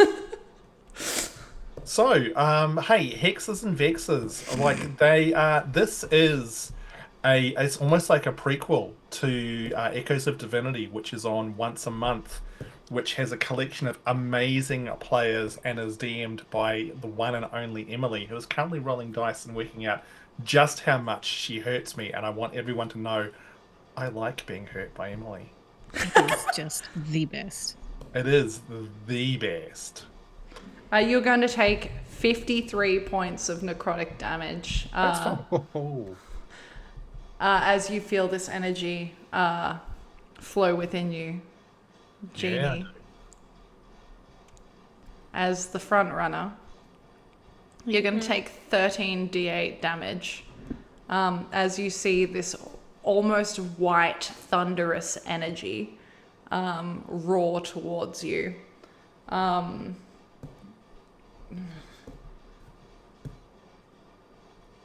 Four. It's no good for you, buddy. Now a bad time to turn into a giant dinosaur. You've got this, Blue. Probably a good time to turn into a giant dinosaur to me. Do we have any? We don't actually have a cleric, do we? I No. don't think we do. Oh, that was a poor choice. Got the paladin, and I think that's it, right? How do we make it this far? Yeah.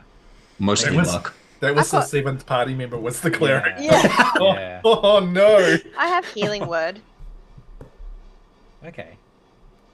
I've got one trick, but it's a bit of a once and done. One trick wonder. Yeah. Jeannie, I can heal. What do you know? you're going to take 61 points Bruh. of thunder damage as you feel almost this electricity flow throughout your entire fucking body. I do need more sets of dice, Tammy. I have them. They're just not with me currently. Wow. Yep. Truly. Yeah, So sorry much about more that. interesting. That's Sorry about that, buddy. I guess you fucked around and found out. Yeah. After this energy flows through, Nimble, you see this. You watch as all of your party members like writhe momentarily in pain. Is anyone doing anything before they get to Nimble, or Nimble, are you doing anything in a reaction to this? I think seeing her sister go through that, she would probably make her way back and then cast Cure Wounds on her. Cute. Also, Strix, that protection from energy is now gone. Right. Okay. Sorry, so buddy. No more cold protection. Look, I even made a concentration roll just out of like token gesture. I rolled a 1, so it's like even though I took more damage than I could possibly actually save against. Wow, I'm That's so all right. sorry. Actually, no. Actually, I could have made it. Like, yeah. But I'm anyway. pretty sure most of you saved on this at Supanova, so get wrecked. Yeah. That would be 16 points back for blue. Thank Not you. a lot, but a little bit. better than nothing. Thank you. Still a little bit crispy though. I look like a burnt chicken nugget. Yeah, the bottom, the like tips of your pink hair are just blackened now. So you've almost got this like cool emo ombre into like pink to black. We love You're that. going through your emo phase, but it's not a phase, Mum. And is there anything anyone else is doing? Sick! You get to the corridor across the way, and you notice that it's partially collapsed, as you all suspected. But it is easy enough that you can begin to traverse your way through. I will get everyone to make a survival roll for me, if that's okay. To see if we just survive, or No, just to see how well you God. navigate this tunnel. these dice hate me tonight. Good. It's I rolled a payback. 3 just to get it out of the way. Sick, lucky you're not at the front. 21. 13. Also 13. Okay. I'm a sorcerer, not a 16. ranger. 16. Okay, well, the good news is that I believe that Nimble would have been at the front and rolled the highest. It takes time. This is not an easy journey. There are moments where you are like all climbing over rocks. You are sliding in between like small narrow passages. But after some time, you open up into a larger corridor. It seems like this collapse has kind of happened within one of these tremors that you've felt within the earth. And you begin, you Nimble specifically, no one else, see a handful of survivors over towards your left-hand side. You notice that they are frail, they're weak looking, and they're covered in dust and dirt from this fallen debris. They spot all of you, and you all now see this at this point in time. One of them, an older man, approaches you all and grabs at the clothing of you, Gideon. And he says, "Please, we haven't seen the surface in days. We don't know the way back." And you see that his eyes are filled with tears. And he says, I don't ask for anything, but to please get us back to the surface. And I'm going to very quickly write you all a message about what the audience at Supanova decided should happen at this Oh, I point in remember. time. I remember. They said, do the lovely nice thing. So for those of you who are just tuning in, this is a thing we ran as a live show. It's just an expanded. So basically, our live audience decided 3 pivotal choices. You're about to learn what one of them was. You're up, Gideon. No pressure, buddy. All right. Because I think it was Gideon. Connor that had to deal with this initially, so by default it's you now, guy. All right. Gideon will have his shield up, and he will release it as it animates itself and sort of flickers behind him and hovers. You haven't seen the light in days, you say? Then, back the way we came. If you can make it, I think perhaps you earned your freedom. He collapses in front of you and he begins to weep. And he says, please, we'll never make it out here alive. And there is this weight that kind of falls on all of you. You know that you were only given 60 minutes by Vespera. That was the timeline that you were all told. 60 minutes and the world will end. And helping these people, it costs you those minutes. And there's a weight to that momentarily I think you think it's them or the world, because we need these minutes back. Barnabas will actually go up behind Gideon and put a hand on your shoulder and just give it a squeeze. And we'll just stay there, hand still on your shoulder.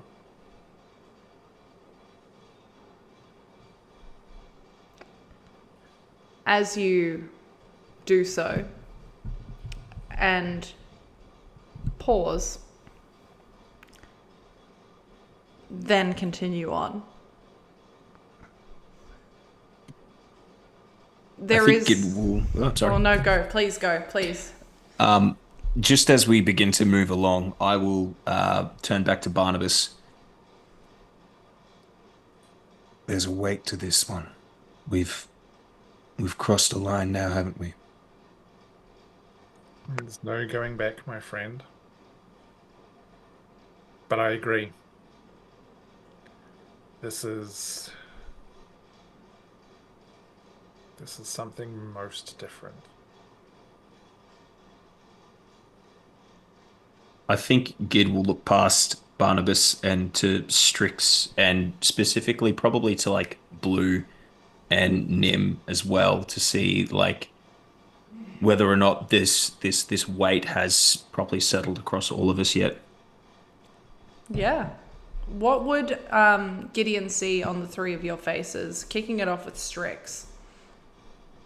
I think Strix would just be watching the situation unfold, and when he meets Gideon's eyes, he'll just shake his head like, we have to leave them. Nimble, what would Gideon read on your face? That's sadness, but agreement. We must go on. And Blue, particularly for you as someone who has dealt with literally cutting off someone's arm and killing them in an attempt to save them. Yeah. And knowing that sometimes trying to save someone doesn't save them. What would Gideon read on your face in this moment? There would be quite a lot of despair, but like trying to mask it, but obviously not very well. Blue also would have left them her last pocket cookie as they departed as well, so she'd give them a little cookie. But it would just be a lot of like glassy eyes, like watery eyes, like pretty much about to cry, but also like holding it in, not gonna actually cry, because obviously there's no choice. It's like a mix of like defeat and like sadness, I guess. Yeah. And this is easy for you to read, Gideon. Are you doing anything with what you see of the people before you?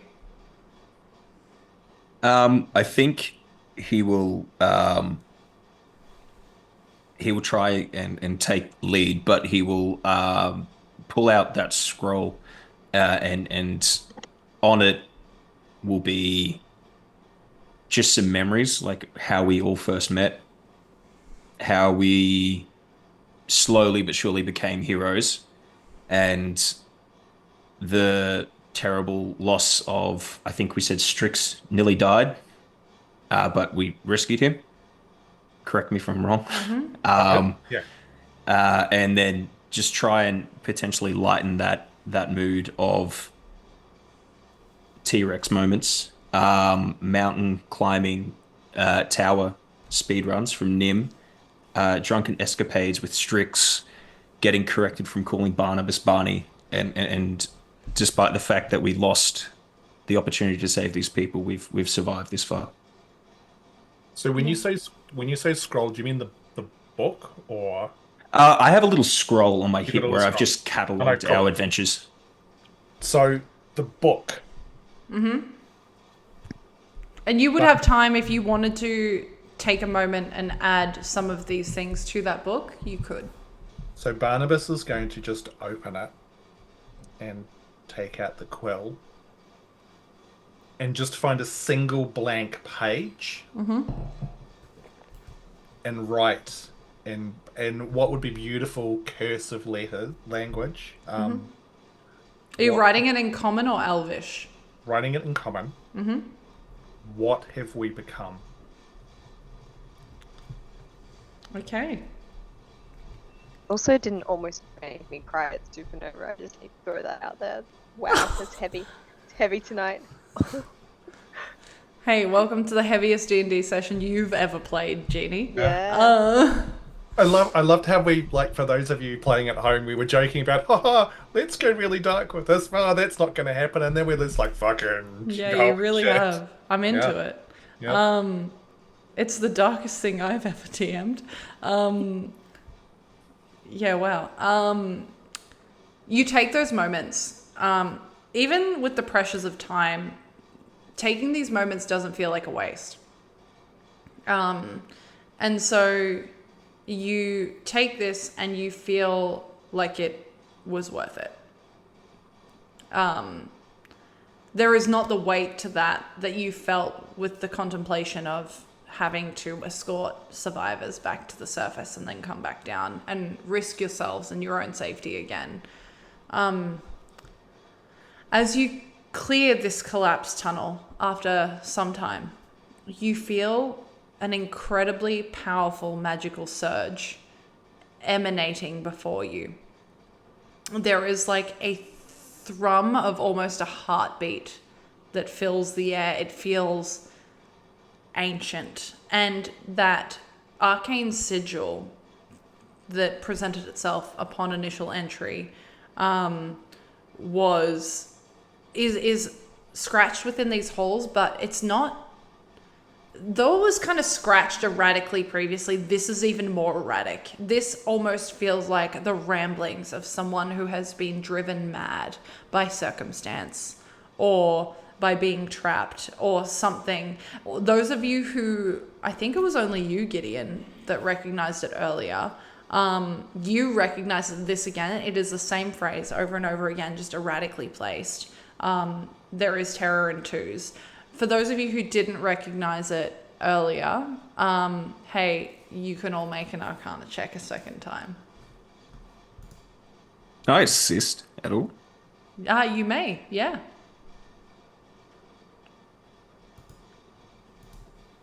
I know nothing. That was a 2. 21. Okay. 18. For those of you who rolled under a 20, you may take advantage because Gideon is assisting by like kind of pointing out or, reiterating these symbols. I think while maybe Gideon is trying to like show what the symbols are and stuff, because Strix definitely failed this role. He's probably kept some of the alcohol from the tavern the night before, and he's just like idly pretending to listen to Gideon while he slips a few drinks in. Yeah, excellent fucking choice.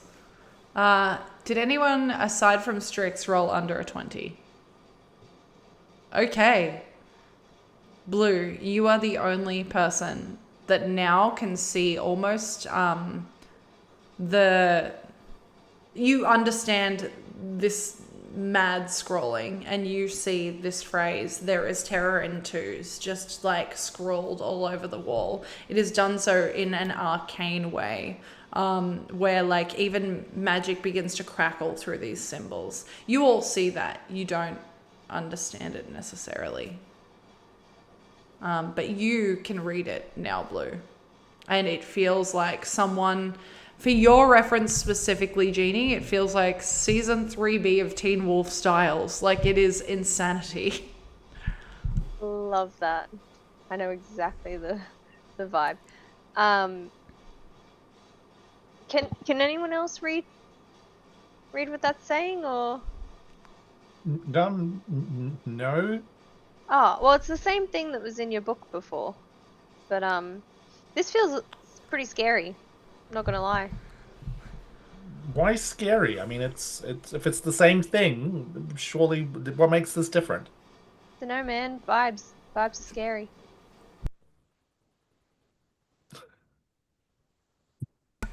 You killed Emily.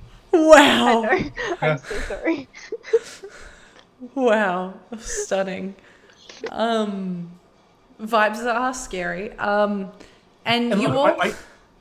No, I was just going to say, Please. I feel like this group would understand, like, having traveled with Blue for so long, the gravitas of that statement. You know, I'm sure that Blue's rolled out vibes are scary before, and then something fucking horrific has happened, and so we're like, oh shit, vibes is right. Okay, cool. The most casual vibes are scary. Yeah, and the it's entire just... group shits itself because we're just like, fucking, Yeah. oh shit. Yeah. But this time there is a weight, because it's not just the vibes are scary, it's also time. Like, you're feeling this passing of time and knowing that there's not much left of it as it's ticking down. And once again, all of you within your minds, this time awake, hear this femme presenting voice say, tick, tock, tick, tock, tick, tock. See, vibes are scary. Annoying woman, she's out of my head. You all enter this chamber. Before you, there are ivory cracked pillars. You all get this instant sensation of goosebumps that rise on your skin. You are at the bottom of the arcane chapter. Underneath Ascendus, whatever this is before you, it's waiting. The architectural design for Durmada's end, you feel that is here. And it is completely unshakable that, and for even those of you who were skeptical in the past, and confident, there is a realization dawning on you that this feels like the world's final moments. As you enter this chamber, cracked pillars before you, there is an energy that just hums within the air, stronger than even the caverns before. You can feel it just from head to toe, almost again like you've got like vibrating energy. You look at these towering stone pillars. They are carved with different ancient languages. These ones you can't understand at all. It is a language that none of you recognize at all. There are shadows of figures that seem to not exist, flickering in and out of existence as you take just one step into this cavern. You swear that even within the walls you can feel this heartbeat that you were hearing earlier. May I get all of you to make a wisdom saving throw? No. Don't want to. Just checking it's not a spell effect. And I'm asking because I get advantage on that. You can take advantage. It's not a spell, but I'm going to let you have it in this instance. 13. Oh. Yeah, I don't think 16. it'll make much difference. Can I get a show of hands for anyone that rolled over 18, please? I got 18. Okay, meets beats. That's fine. Okay.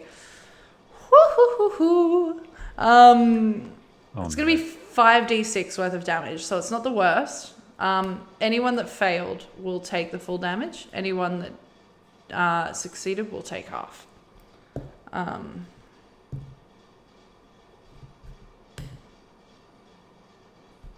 Is this an area of effect?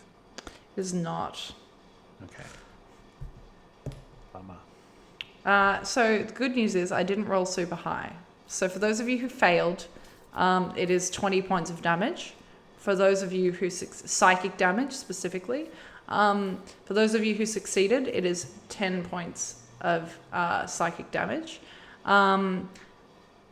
Those of you who failed hear that tick-tock once again, but this time there is it's like someone's dialed up the echo effect. Like it's like ringing within your brain to a point where you almost feel like you have to physically shake your head to get rid of it. It's no good. It doesn't feel nice at all. Okay. So, what's people's health look like? Like, are people looking a little dented and stuff? I'm on about 38. Okay. Strix, Nim? I'm like I'm okay. 140 something. Somewhere. Okay. Almost in Jeannie, what the fuck? Jeannie, what the fuck? What is your health? 103. Oh, guy. Okay, sorry, go on.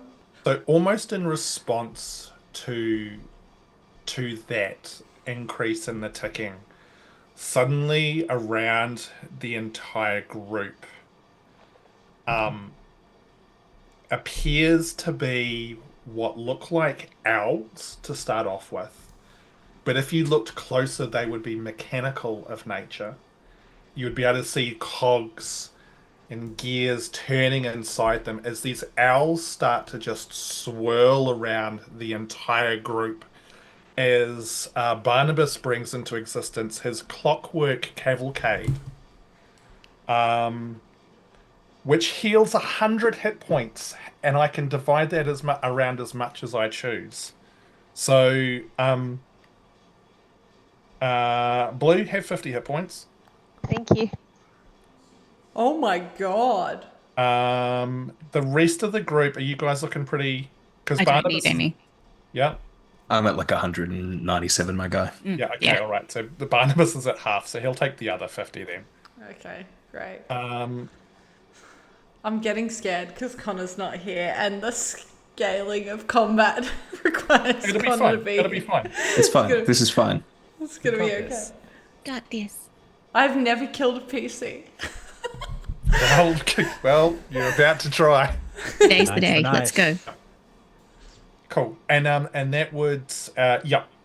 And that just lasts momentarily. Anything that's been damaged, any physical object in this cube that has been damaged is also instantly restored as well. Okay, great. You feel this healing energy wash over you, Blue, and it feels nice, but the nature of where you are kind of throws that a little bit. It doesn't feel good to be here. At the chamber's heart, now that you all focus and you look ahead of you, there is a stone altar. It is cracked and it's almost like it is bleeding.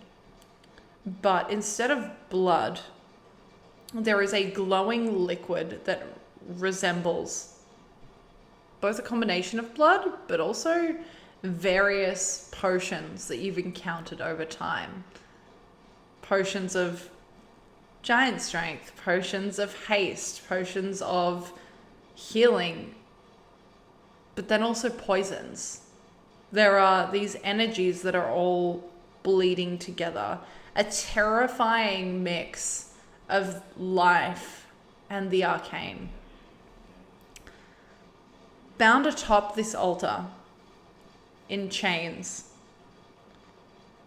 of dark red energy that just thrum off this iron is a figure whose presence momentarily, it feels like you have all been stabbed in the gut with a dagger. Because there is a curiosity that tugs at you, but also this dread and fear. She has white blonde hair that falls in riglets below her shoulders. She is dressed in dark tattered robes, and currently her eyes are closed. Her form flickers, similar to Vespera's, in and out of existence. And for a moment there is a dark laughter before her eyes open and she stares at you all, one at a time. It's weird because you can't look away. She is utterly fucking mesmerizing, but at the same time, absolutely terrifying to look upon. What are you all doing? I'm gonna hide. You gonna hide? Make a Yeah. fucking stealth check for me.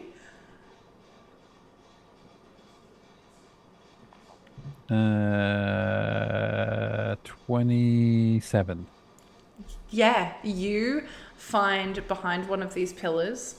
It's like as soon as you've moved into this space, you've laid eyes on this figure, you've just already found like this shadowy kind of spot that you can hide behind one of these pillars. And while you still have line of sight, you don't feel like they can see you. Excellent. What are the rest of you doing? In response to this, the feeling that this creature is giving, Nim's claws are out. It's involuntary. It's just they're out. You all see this, like even those of you who like momentarily notice like these claws just straight out of Nimble or Nim. How high is the ceiling in here? It is 65 feet high, my guy, because as you look up, you are at the bottom of this tower and you can see the top. You're not sure whether that is illusionary or whether that is reality, but that is how high you perceive the ceiling to be.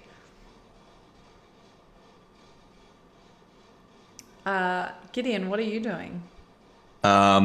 Gideon feels that like ominous presence, noticing is Nim like still like waiting to pounce sort of vibes? Yep.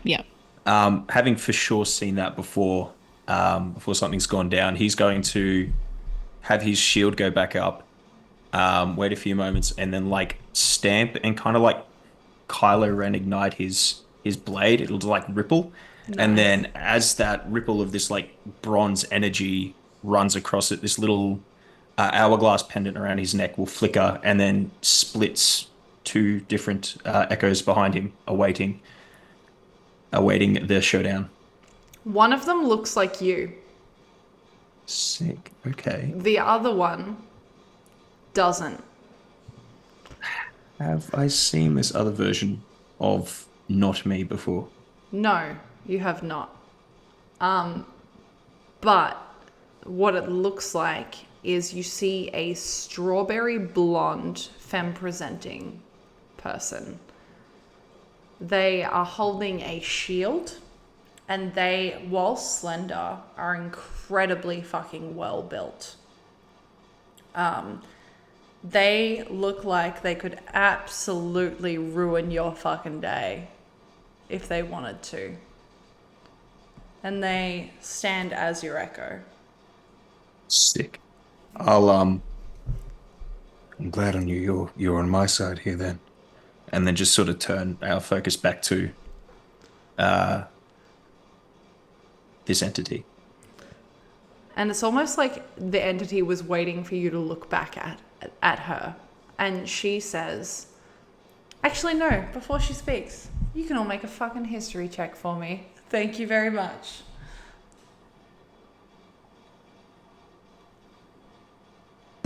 At 20, motherfucker. Oh! Nice. Okay. Did anyone else roll a 20 or above? I got a 10. I got a Wow. 4. Okay. Nim, you are the only one that recognizes this figure.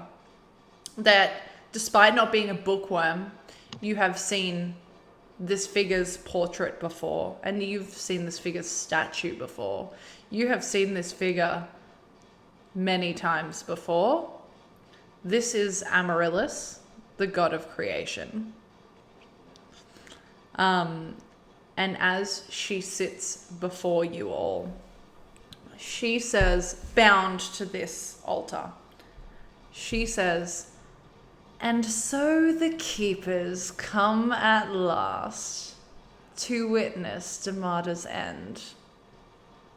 You, who all clung to the arcane like desperate moths to a flame, believing that your loyalty to the Order might alter fate. How fucking naive. Durmada is my masterpiece. But perfection, this world grows tedious. And eternity is the dullest prison. And I grow bored of you and this world's existence. And so, my plan, in motion. A slow unraveling of the magic that I breathed into this realm. And here you are, just in time to watch it all crumble. I find myself curious, heroes. Did you really think you could fucking stop this? Nim is going to just hiss, just be like, 2 gods in one fucking day. What are the odds? I think, so Barnabas is holding onto his staff in one hand. His other hand, firstly, the tattoos on him would flare with a blue light. As his trance of order begins, and his hand would then like flame would appear around his opposite hand, and you would just see an intense look of concentration as he's sort of basically trying to stare down this fucking god, because why not? Okay, make an intimidation check for me. Yeah, fuck yeah. Maybe not. That's an 11. You think you're being very fucking intimidating. And that's what matters, you know? If you It just is. believe. Look, 100%. Great. Is anyone else doing anything? You, Strix, are still feeling relatively hidden. You don't think she even knows that you exist at this point in time. I think I'm just going to keep my breath hidden then and back firmly against this pillar. Oh, yeah. Okay, excellent. Blue, are you doing anything? I'm gonna use this opportunity now to wild shape into a giant T-Rex. Yeah. Could you describe what your T-Rex looks like, please? Absolutely. So very slowly in Animorph's creepy form, you will see Blue start to like change, like the face elongates and then like the arms shrink in because funny. And then from there, it's like a little tiny T-Rex for a hot second until it just like grows to pretty much fill the cavern, kind of height-wise. Yeah. And then it is a very like deep pink, kind of like the same color as Blue's hair, now with like a couple scales kind of charred throughout the throughout the like along her back. And yeah, that's it. Yeah. Yes. Thank you. And go, Emily. No, you go, please. I was just going to say whether or not I can just Barnabas can use that as a cue that we're choosing violence. You understand Absolutely. that violence is likely about to ensue, and as Saz has said, roar. Rawr.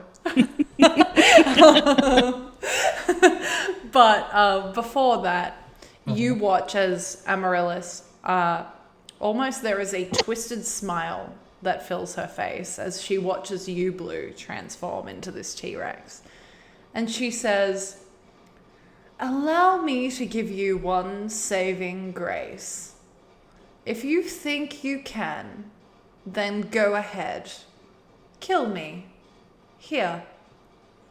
But with it, I take every last piece of magic I bled into this godforsaken fucking world. You left with only dust to rebuild."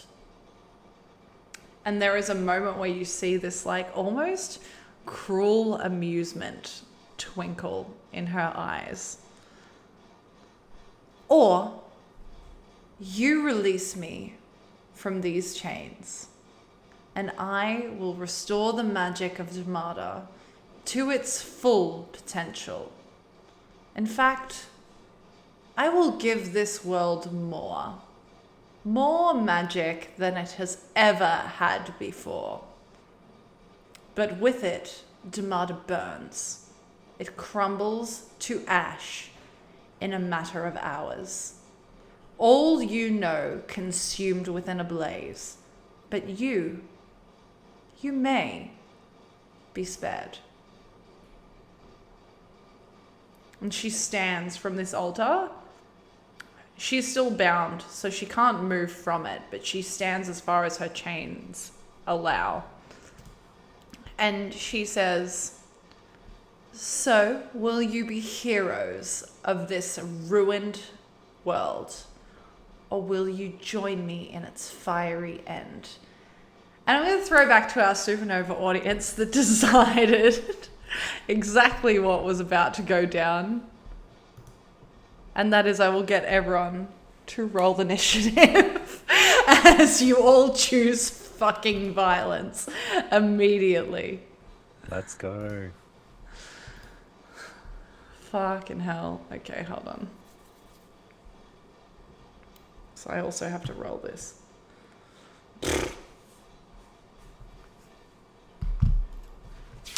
Okay, let me start a new page.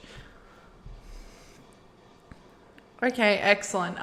Can I get rolls? Word level 20, so anything over a 20, please.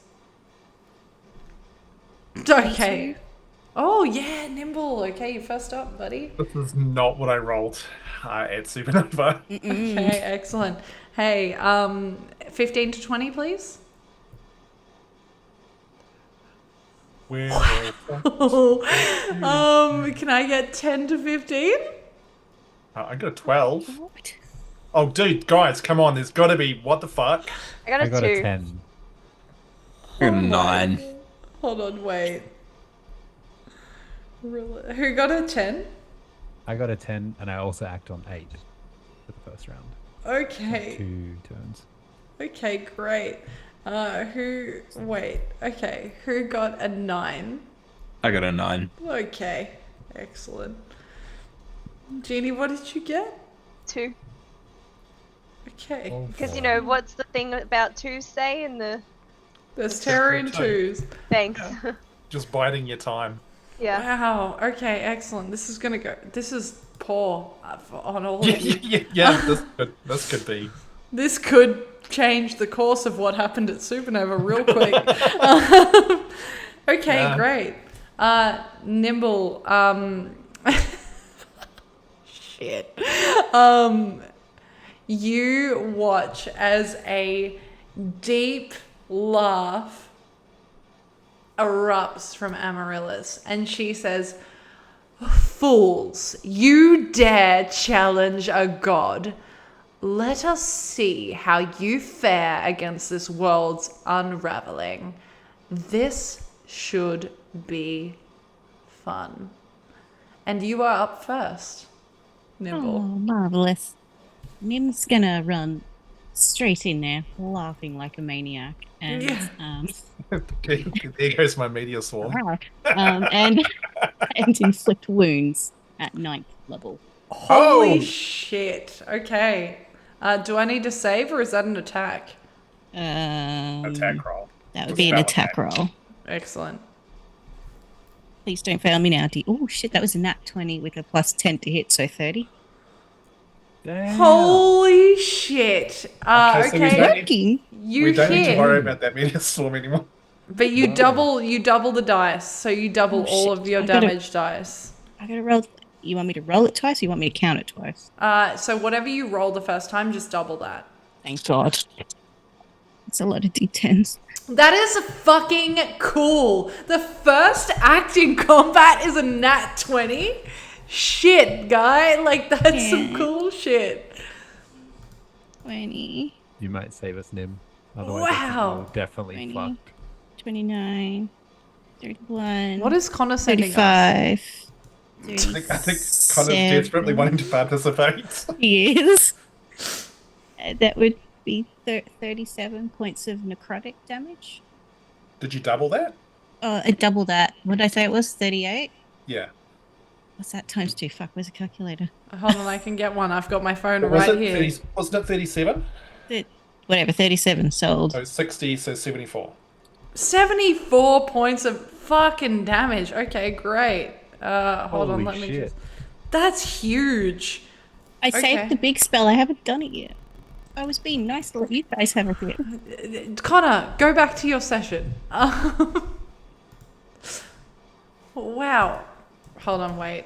Connor wants to roll initiative. I'm gonna let him. Anyway, is there anything that you can do on your bonus action that you would like to do? I'm a monk. What can I do with my bonus actions? Fucking excellent answer.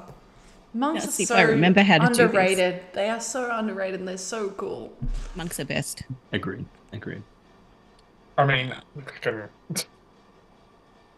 And let us also come through with an unarmed strike. Because why not? Okay, great. I think you can only do an unarmed strike if one of your attacks Oh, has that's been... right. That's right. Yeah. Yes. My only other bonus is Do you a know what flurry. though? Fuck it. Do it.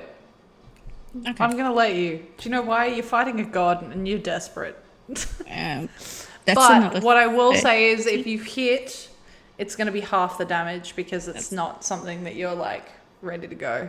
That's fine. It's a 30 to hit. Okay, great. 30 That's to not hit. fair. Yeah, you hit. Tell me what the damage is halved, please. What do I roll? A d12 plus 5. Really? Is that your arm strike? Girl. That's the 2024 monk. Yeah, 2024. I like Hot. 2014 months. Sorry, no, I prefer 2024. The 2024 monk is insane. Yeah. Yeah, that would be 14, so halved is 7. Okay, great. Yeah, you absolutely unarmed strike this god in the face, who is still bound, by the way. And just like you see this, almost you feel like it's a trickle of blood, but it's not. You see this like weird arcane shimmer off this like trickle that emanates from Amaryllis's mouth. Nim's still grinning. She doesn't care. Yeah. And is there anything else you can do on your turn? I would just like to stay there and wait. Okay, great. And as you do, second in initiative order is the digital Karlis, who apparently is going to attack and smite twice. 26 to hit does in fact hit. Wow, okay, a 30 to hit also hits. 18 plus... Wait, hold on. Is that 18 plus 46? Yeah, okay, great. That's a smite. That's fair. Karlis fucking...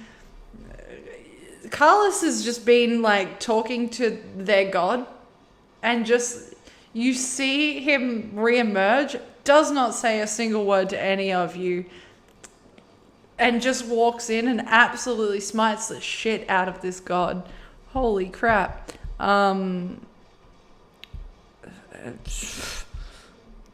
That's hit number 1. Okay, excellent. And then hit second smite. Okay, great. There is a second smite that happens, and it all goes poorly for Amaryllis. Basically, with the energy of this smite, though, you see these red bound chains begin to like crack, and they fall off her wrists. She is now free to move around. And next in initiative order is Barnabas. What are you doing? Okay. Strix, you are on deck. Look, I can't. I'm so tempted to Meteoswarm, even though Nim's there, but that would probably be a little bit too rough. So instead, that crackling flame around that hand now changes to a sickly green color. As he just points at this god. And look, 9th level is the way to go. We'll cast a 9th level disintegrate. Holy shit. Okay, great. That's a saving throw, yes? That's a Dex saving throw 19. Dex saving throw 19. Let me just get my stats up. And I'm also going to use 2 sorcery points to cast that as a quicken spell. Okay. What do I need to do? Anything else? That just means it's only a bonus action. I love you, Hamish, but I have rolled a natural 16 plus 12. That's fine. And so she saves. That's okay. Let me quickly roll damage for that then. I'm just going to use D&D Beyond because I don't have 19d6 on hand. Oh. Okay. So all up, it was 106 points of damage. So half damage is 53. Great. Sorry, I'm not used to level 20 characters, so this is all shocking for me. Numbers. And then actually hold on, just let me check one quick thing. When you rolled that, you didn't roll with like advantage or anything like that. I did not, no. All right, and then with my normal action, I'm going to cast Ray of Frost. Okay. Since I can cast a cantrip, it's just a normal attack roll, which is a 22 to hit. Yes, that hits. Okay, so that's 4d8. I've got a couple of d8s floating around here. So that's 10. That's 22 points of damage. 22 points of damage. And I'm also going to use my Agent of Order ability and status strike or stasis strike. So she needs to make. There's DMs in this fucking call. It is a Wisdom saving throw 15. Okay, great. One moment, please. That is a natural 11 plus. Sure, that will be more than sufficient with Wisdom. Yeah, I think that'll be fine. Okay. Wisdom. Yeah, she's fine. She's good. So that's another 4 points of force damage. She's going to take a legendary action because you have sufficiently fucked her up. Yeah. And you watch as she puts her hands together and it feels like she is pulling energy between her hands, but as she does so, you feel this weird sensation within your chest, like something is being taken from you. Can I get you to make a wisdom save for me, please, Barnabas? If it's less than a 30, don't bother telling me. Wow. Let me roll my dice. Yep, no, it's less than 30. Okay, great. I am going to get you as a sorcerer, correct? Well, yes, correct. You are going to halve the amount of spell slots you have available to you. Ooh. As you feel this arcane energy just pulled from within your chest. That's mean. It is. It is me. It's me. It is. All right. I will go through and mark that off on my character sheet. And Thank you. As you feel this, is there anything else that you can do on your turn, or is that it? Do I round up or down on the spell slots? You can round up because I'm feeling generous and like I could kill you. You're feeling generous. To who? To you? To you. Oh, okay. All right. Cool. No. There's nothing else I can do. Okay, great. Excellent. It is her turn.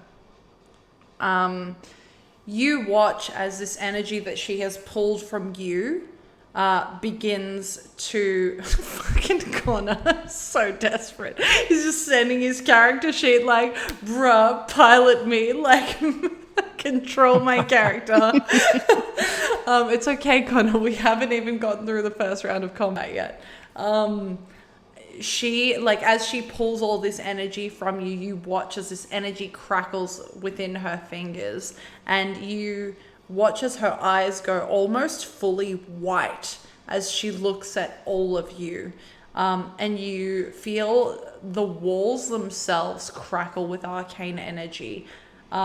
Even those of you who are hidden, I will get you all to make a dexterity saving throw for me, please. And As then this- Advantage because I'm monk. If we Yeah. can't roll under 50, then it's a fail. Is that how it works? No, this this time is as well? lower. It's fine. As this swarm of arcane energy just encompasses you all. No, I failed. What are we rolling? Sorry. A dexterity saving throw, please. 28. 16. Okay, wait, hold on. 16. Saz, what did you roll? 28. Save. Strix? 23. Save. Gideon? Gid rolled a natural 1, but he is going to use Lucky. So his form will like shift as a potential like reality is diverted, and then he gets a 30. Okay, yeah, great. You're fine. Ham? Oh, like I rolled like a 9. Okay, great. Okay, so I feel like it's Jeannie and Ham will take full damage for this. The rest of you Question. will... Yeah. Sorry. How many hit points do I now have as a giant T-Rex? Oh my god, I don't know what T-Rex stats are. I can sort that out. You Thank you keep so much. doing your stuff. Yeah, let Em. me roll 8d10 Yeah, of you roll that. damage. And then we will figure that out. That says 136 in chat. There you go. Wow. I believe you. Boom. Wow.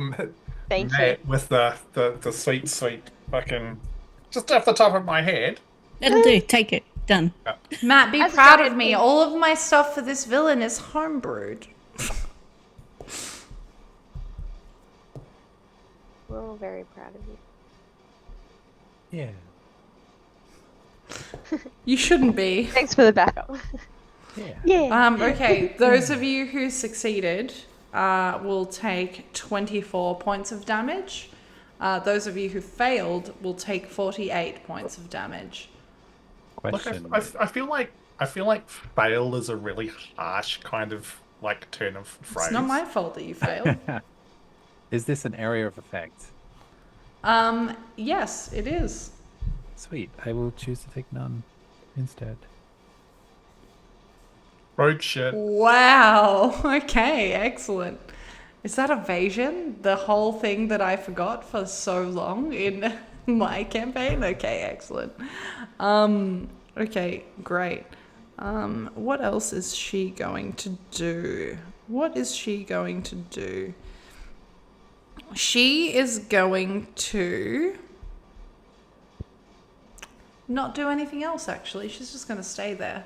So Nimble, she stays before you. Strix, you are up next. What are you doing? So I think Strix is going to dart, staying in the shadows between a couple of these pillars in like a zigzag to get closer to her, and then emerge from the shadows and just plunge a knife straight down into her chest. Yeah, make your attack. Which, do you know what? I'm going to give you advantage on it because you are hidden and she did not see you coming. All right, I'll take it. Does he That get sneak is- attack because I'm there? Mm-hmm. He will. If he hits. 26. You hit. So you can take Love sneak attack that. on this as well. Okay, let me roll a billion d6s real quick. So sorry. How much damage did we take? 48 if you failed. Yeah. Oh, yeah.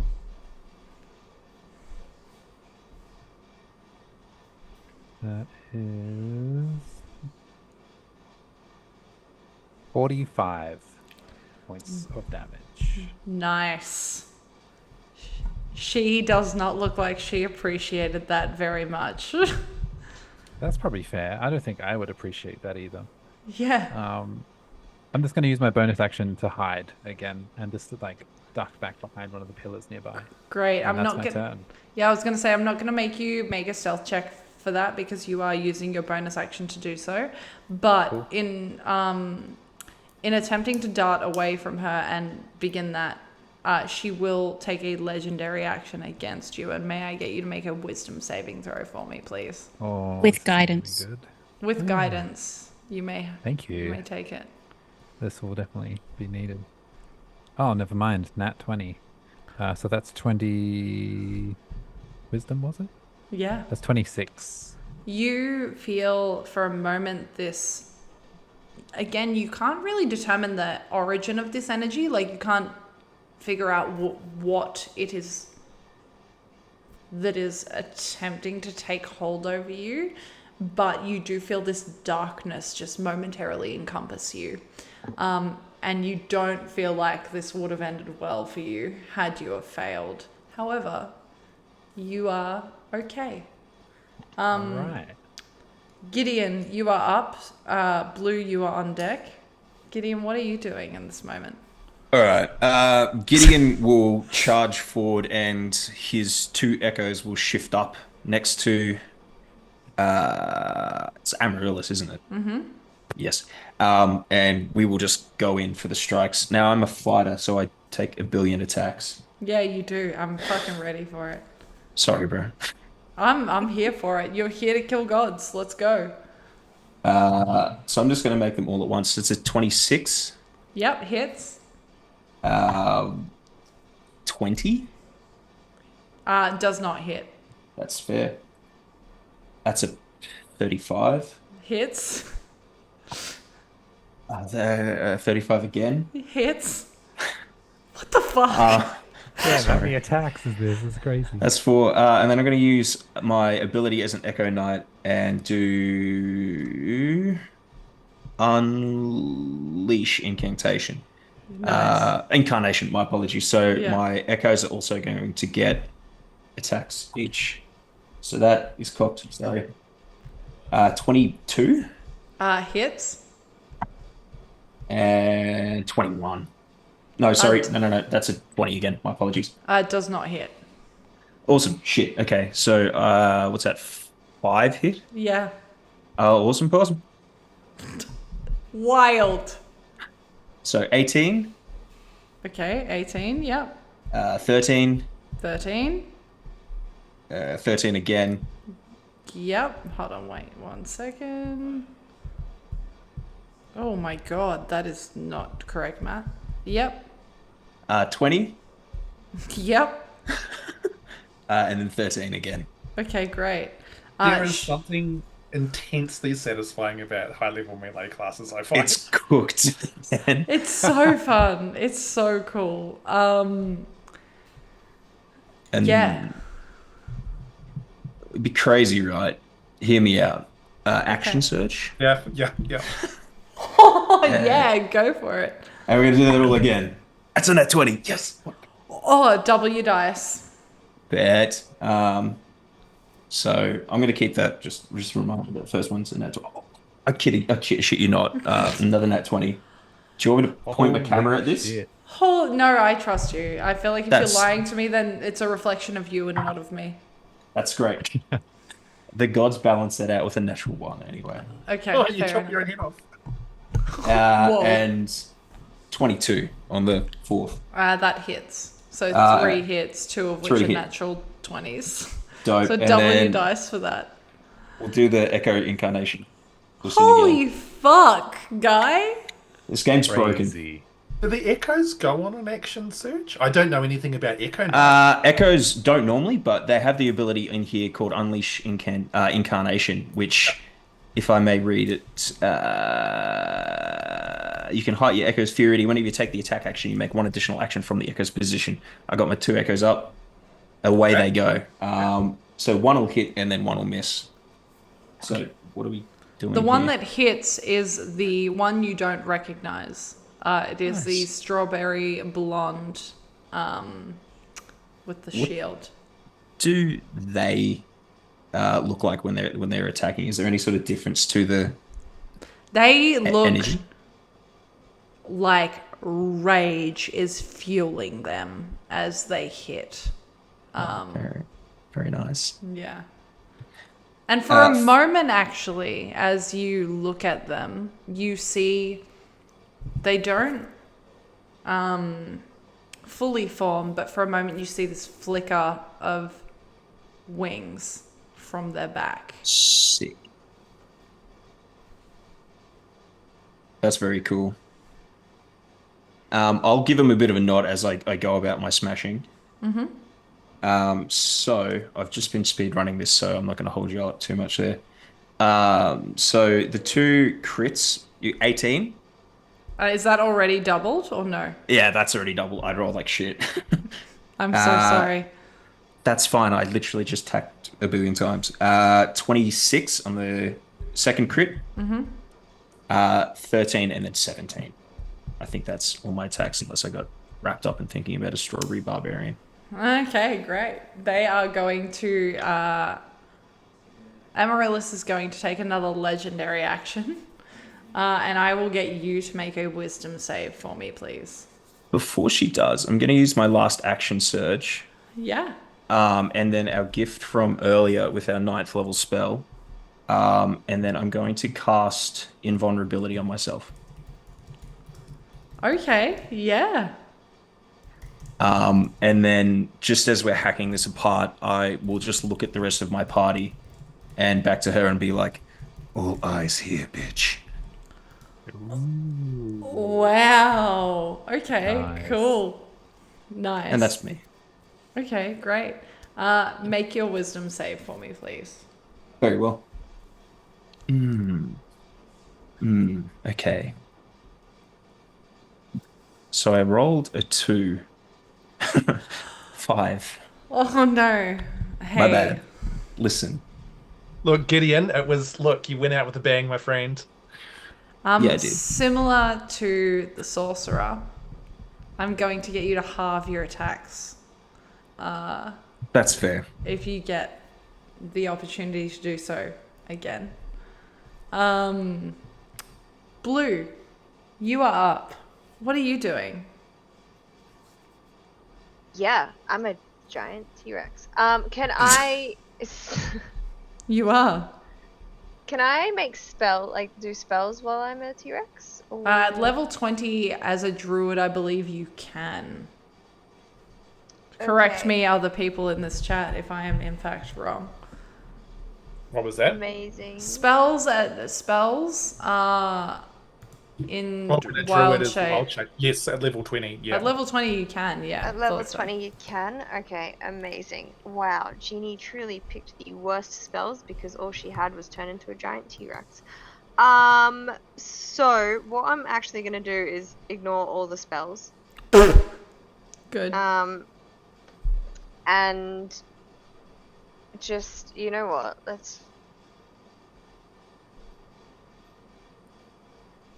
I don't know if can I just bite her?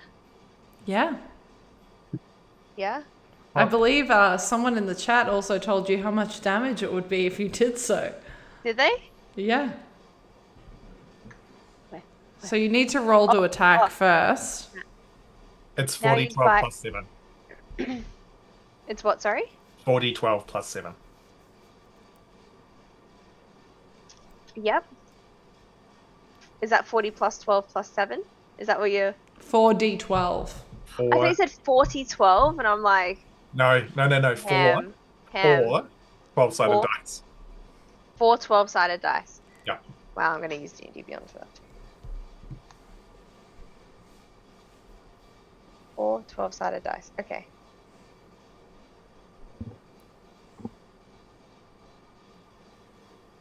Hang on.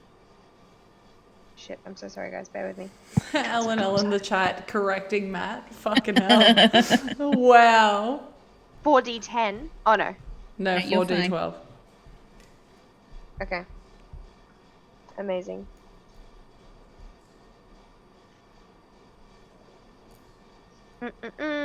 Sorry, bear with me. No, you're okay. Level 20 math is hard. Yeah, I know. Math in general is hard, though. To be fair.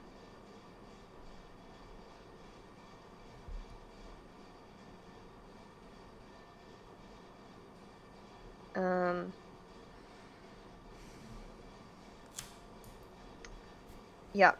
29 plus 7. To hit or damage? I don't know, I just rolled a 4. Can you roll to hit? I just rolled. Can you roll to hit? Holy shit. I'm so bad at math. Is that just it? That's okay. Do you know what? I'm going to be real kind to you. Good. T-Rex are. But, like, if you may, in fact, just use your spellcasting attack modifier if you like. If that is higher. Which I feel like it probably is. It's T-Rex is plus 10 at that level. Your spell attack should be higher. Spell attack's plus 7. Plus 7? Okay. Okay, well then use the plus 10 instead. Roll to hit first. Do I roll a d20 to hit? Yes. Thank you so much. Okay, you're welcome. I will point out that Jeannie is so new to D&D, and we are literally throwing level 20 characters. Did you roll a 10 plus 10? Yeah. You missed, my guy. I'm so sorry. Okay, T-Rex goes to bite and misses because Just gently licks her. You just go, rawr. depth perception is off. Wow, I should look up the stat block for a T-Rex so I can help you I with also this. should have done that. I'm so sorry. I've got it right here with me now. Any bonus actions? No. Okay, well, that's the end of your go. You can attack with your tail, though. Okay, I'll do that. So it's plus 10 to hit. So roll the d20 Roll again. the D20. And I got 11. Yep, so that's 21. Miss. Fuck. 9 plus 10. Alright, well, I'm just going to do a sad rawr. And then You go rawr. turn to face the corner.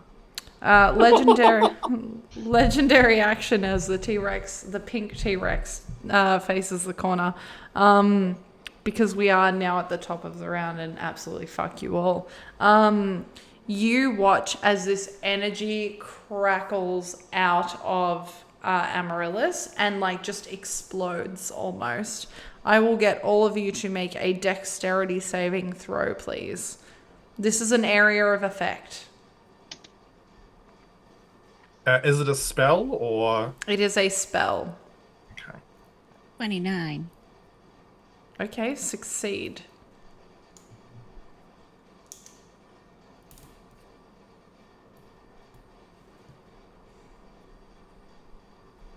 $13. That's not good. Fail. Good dirty 20. It's also a fail. Yeah, 16. Fail. Jeannie? Got a 10. Could you, Ham, maybe message Jeannie what the stats health-wise are of a T-Rex? Yeah, I think you've already got it, but I already have it, yeah. Okay, great. Okay, so for those of you... Oh, fuck. For those of you who failed, this is 9 the... million D6. This is the biggest action that I Yeah. can take. It Oh. is 20 D10. Okay, that's fine. Yeah. For those of you who failed, you will take full damage. I am going to digitally roll this one because I actually cannot math this amount of dice. That's okay. For those of you who failed, you will take half. You mean succeeded? Sorry, succeeded. That was much higher than I expected it to be. You know, you really don't have to do this to us. You do know that, right? No, you do. Heard us, Emily. Can someone message Connor and ask him to make a saving throw for me, please? So what type of damage is this first? This is force damage. Okay.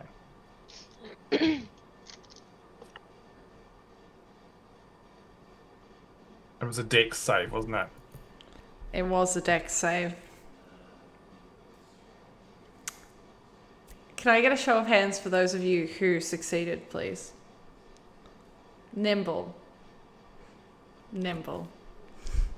You take 54 points of damage.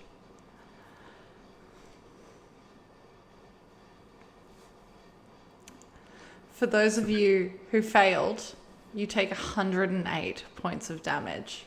So I am resistant to force damage. So you take 54. Because otherwise I'd be a Nice. little brown smear on the floor. Connor, who rolled a nat 20, according to nat 20 rules, takes 0 damage. Oh, in really? this game. Wow. Yeah. I'm going to just use evasion and take half of that anyway. Yeah, I think you probably should, eh? How much did you say?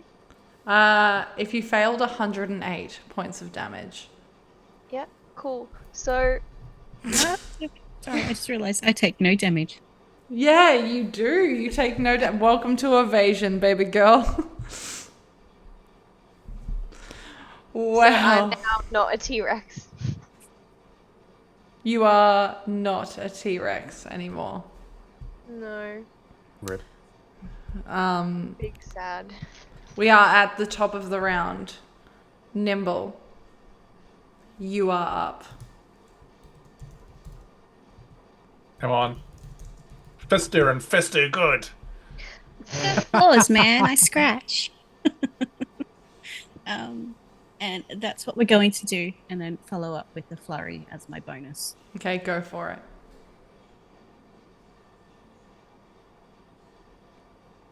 Oh, that's bad. That's not going to hit. That's a 18. That misses. But I still have my bonus, so. Well, that's better. That's 28 for my flurry. That Flurry work again. It's been a while. flurry, I believe, is 2 additional unarmed strikes. Fuck yes, let's go. Yeah. Connor said everyone gets a +5 if you're within 30 feet of me. With saving throws. Oh shit. okay. I feel like that's too late, Connor. Sorry. Yeah. Yeah, it is. But we can use that for next time. Yeah. If next time. That'd be 20 points of damage off the flurry. 20 points of damage. Nice. Okay, excellent.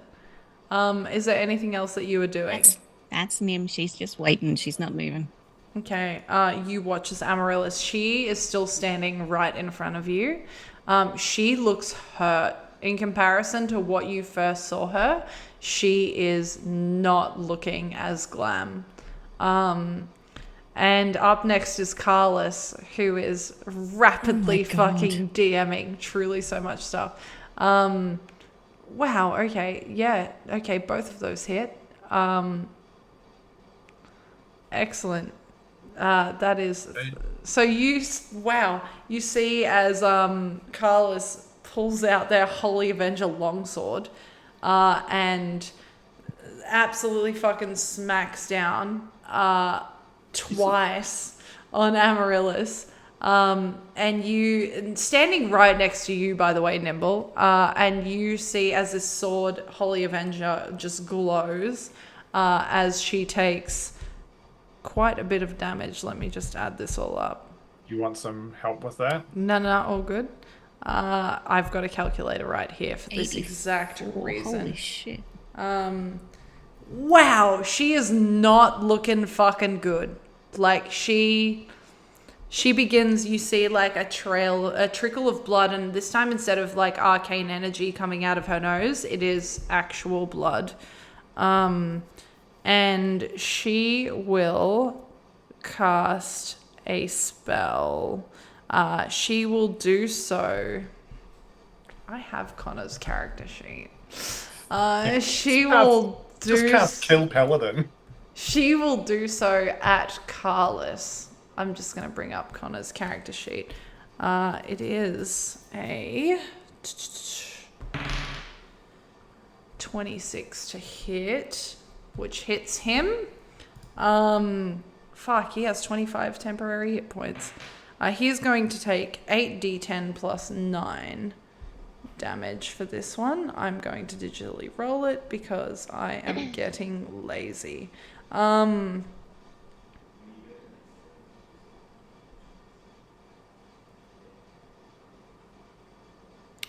Okay, great. He is going to take 42 points of damage as this god hits him back with this necrotic energy. So he's communicated that she'll take the 25 cold. I just saw that in the fucking arsehole. Okay, great. Is he listening? What's happening? She's going to take that 25 cold damage. Wow. And bonus action, she is going to look at you, Nimble, and she is going to hit at you it looks like with just her hands. But as she does so, there is crackling arcane energy that comes from within them. Does a dirty 20 hit you? Yes. Gid is going to swing out with his shield, and it's going to impose disadvantage as a reaction. Okay, great. I said eyes here. She rolls a natural 2 with that, but she does have a multi-attack, so she's going to try again. But does the shield also impede the second attack? No, just the one. It's okay, she rolls a natural 5.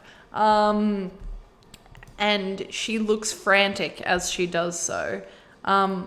Barnabas, you are up. So question for you, Emily. I lost half of my spell slots. I've just gone through each level and removed half of them. If I've only got one spell slot at a level, do I lose that spell slot? No. Are you sure? Yes. Okay.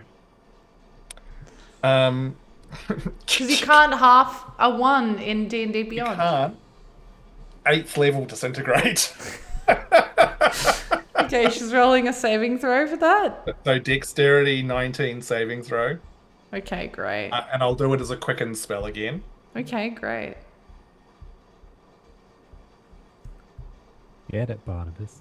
Sorry, something crazy just happened and I got a little bit scared by it. Okay, wait. What was the saving throw again? Sorry? Dex 19. She fails. Okay. Yeah. That's 16d6 plus 40 damage. Okay. And I'm also going to burn a sorcery point to use Empowered Spell, which means I get to re-roll 5 of those dice and use it. Oh, actually, hold on. Let me just double check that.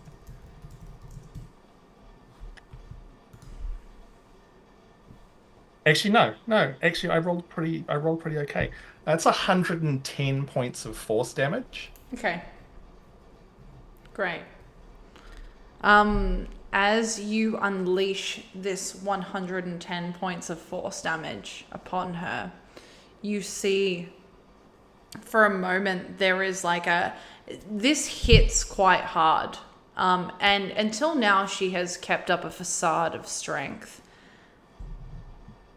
Nimble, you are one that has trained and understood the body of not just yourself, but of others, and how to manipulate and how to target specific points of that body whenever you need to. You've also learnt how to be fucking proficient as hell in killing people. And you spot, as you watch Barnabas just unleash this upon Amaryllis, you feel like now is your moment. What are you doing to Amaryllis in this moment of weakness? In this moment of weakness, Nimble is going to reach out almost delicately with her front guard hand. She's going to lay it on the guard, and you're going to see this spread blackened death come out of her hand and take over the guard as she casts the Touch of the Long Death. Wow, okay. Can you tell me what that looks like, please? It's just going to start taking over her whole body, Yeah. honestly. And she is going to probably not notice it to begin with. So it's going to be slow and long Yeah. and take her. And you watch as these spidery, almost, it's like instead of blood flowing through someone's veins, it's this dark, black, viscous, like just thick fucking liquid flowing within her. And you can see it almost as if her skin is translucent. And as she begins to fall, she will grab your arm, Nimble, and she will say, "Stop. Join me." And we're going to take literally a 3-minute break, like maximum here, because we got to wrap some shit up. But there's something I need to do first, because y'all have fucked this shit up so hard. So we're going to take literally like a 2-3 minute break max, and we will be right back. Amazing. Stand by.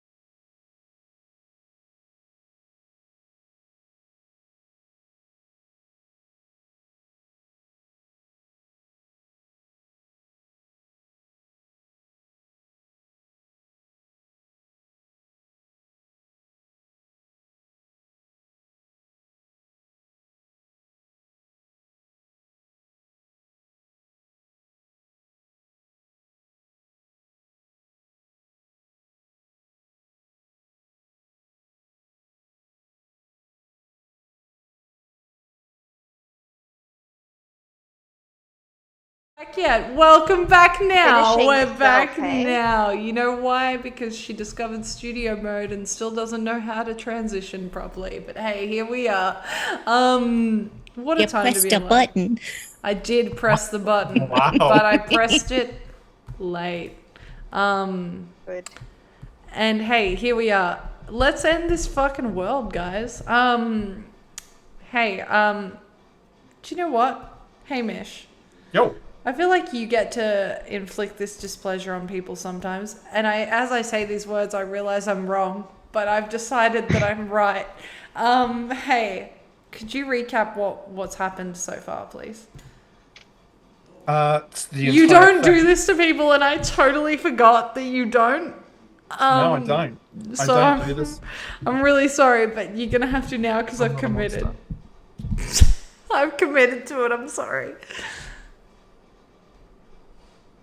So, there's a band of some of the greatest and most legendary heroes in all of this world have descended beneath the tower to find, after dealing with a few traps and puzzles and the like, found themselves confronting one of the most critical gods whose name 100% has gone out my ear hole because I'm dying Relax. from sleepiness. Amarillo? No. Amaryllis. Amaryllis. I was close. A most fierce and mighty battle was fought as this great group of heroes who are also sexy as fuck almost brought down by the god. However, in the final moment, Nim, our brave monk, my cats are fighting in the background, fucking hell, dealt what appears to be the killing blow, and that's where we left off. And as you left off, she gripped the arm of you, Nim, and she says, "Join me. Join me, and the realms will tremble at your name. If there is someone you lost that you care for, they could be yours again. Say the word and I will break the barrier between life and death as you know it. Power, wealth, glory, love, unending life. It could all be yours if you spare me." And as you hear these words, and you alone, no one else hears this, you see the flicker of Vespera across the other side of the room as she watches on this battle. What are you doing? Half of me is thinking she's barking up the wrong tree because I don't need any of those things. I already have them. Ba-dum-bum-bum-bum. But the world is ending. That sort of changes everything, doesn't it? It does. Are we using, above table, are we using the same things that we were told last time with the audience for this part? This part was not part of the session, so I will allow you to do whatever you like. Fabulous. I'm not interested, love. And with your lack thereof interest, you watch as this god before you crumbles. This dark energy crackles underneath, and not energy, like it is her own energy, but your long death completely corrupts her until she collapses into a pale, blackened pile of almost bones before you. Vespera watching on as this all happens. What are you doing? Dusting All off of you. my hands and walking back to my friends. You all watch as, in Cool Guys Don't Look at Explosions fashion, Nimble walks towards all of you. Barnabas is going to take just the briefest of moments to appreciate that just for once, Karlis is just not talking a whole lot. And in this epic apocalyptic setting, it's kind of nice.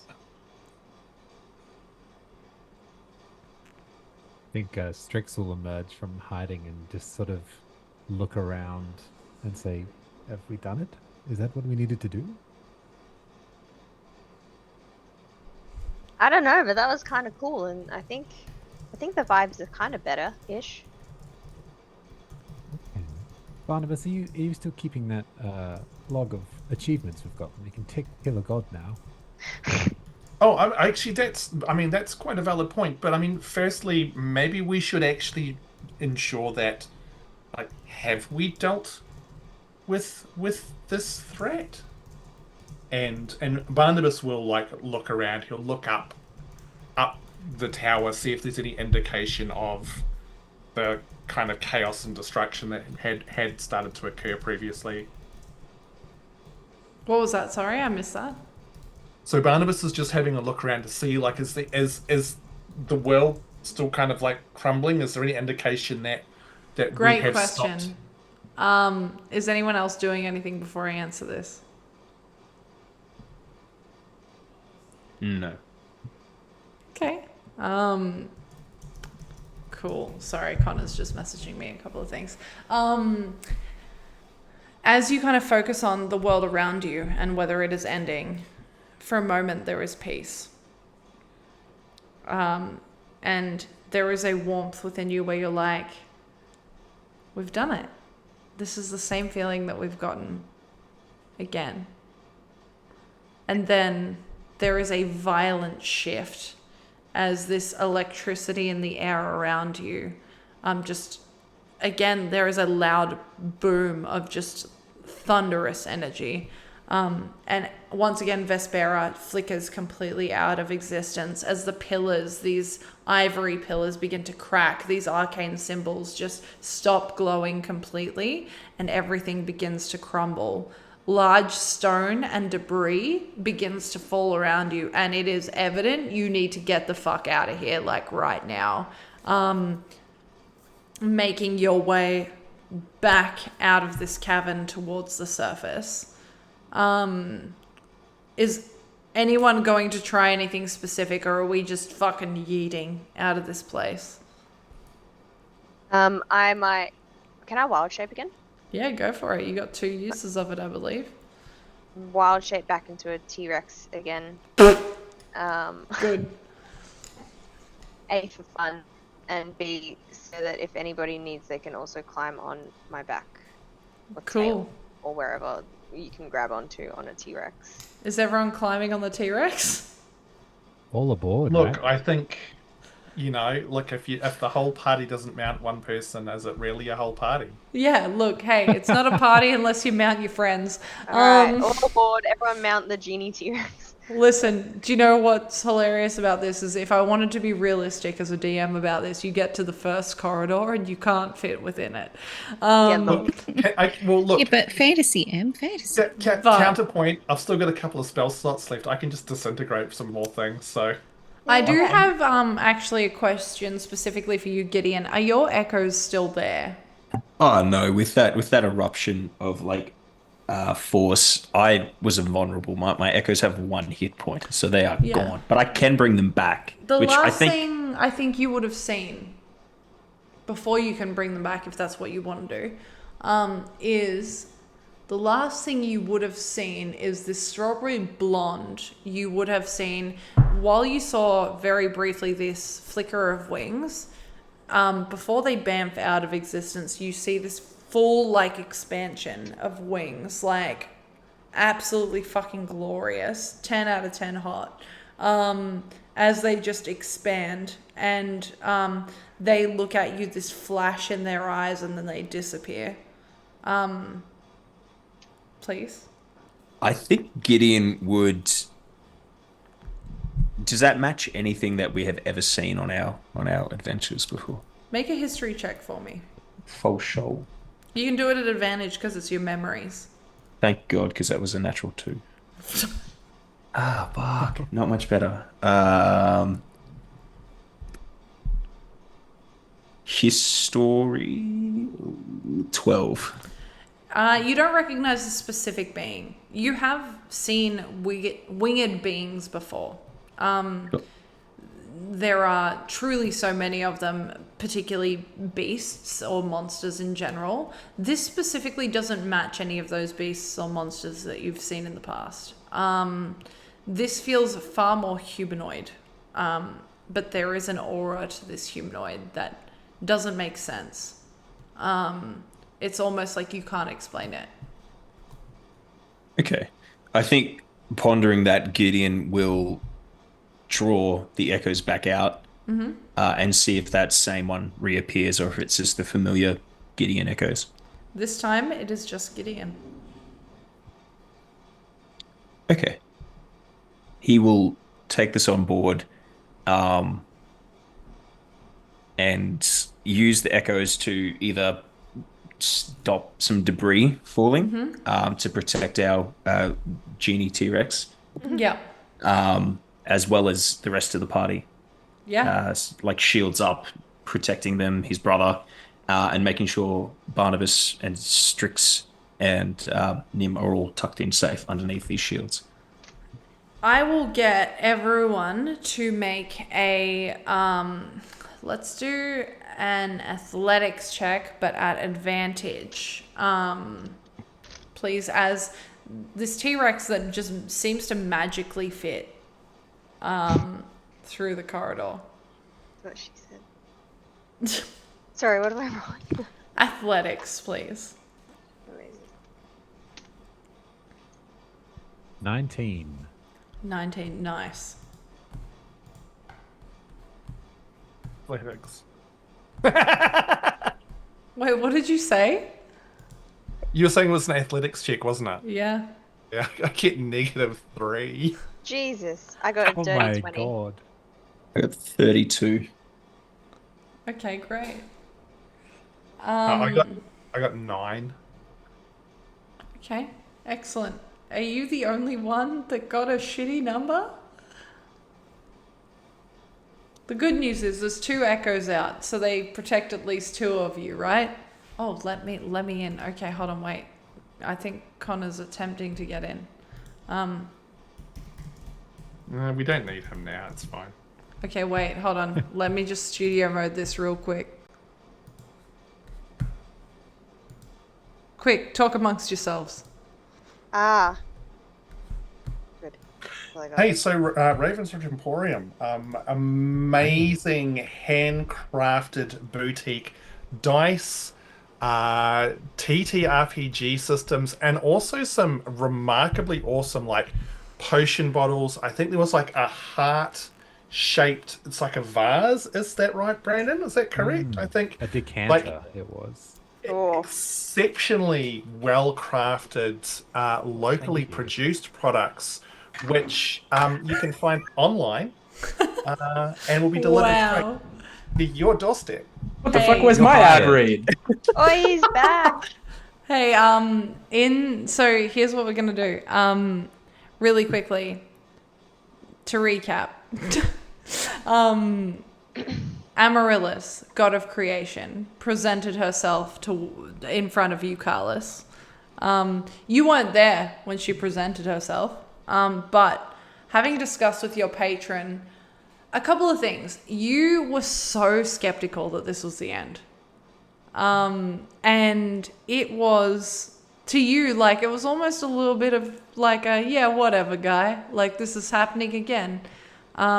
After this chat with your patron, you have come to realize that this is no joke. This is the end. There's no coming back from this. And having rejoined your friends, you found them within a chamber of the arcane chapter where they were face to face with a god that you dealt truly so much damage to, having barely said a word. But you watched as Nimble dealt the final blow as this black, like, almost blood like spread throughout her body, and she just became a pile of almost bones before you. You watched as Blue, your druid friend, transformed once again into a T-Rex. And you are all now mounting Blue as you attempt to escape this corridor. Can I get you, as you yeet back into this coal, to make an athletics check for me, please? It would be my utmost pleasure. Roll some fucking dice, guy. That is going to be a 12. Okay, great. The second echo that you have put out, Gideon, to protect everyone disappears as it defends your brother, as this T-Rex just absolutely fucking attempts to crawl through this cave. It actually takes longer than I think what it would take if you were all just running. But no, it's fun. It doesn't feels look as classy. way cooler.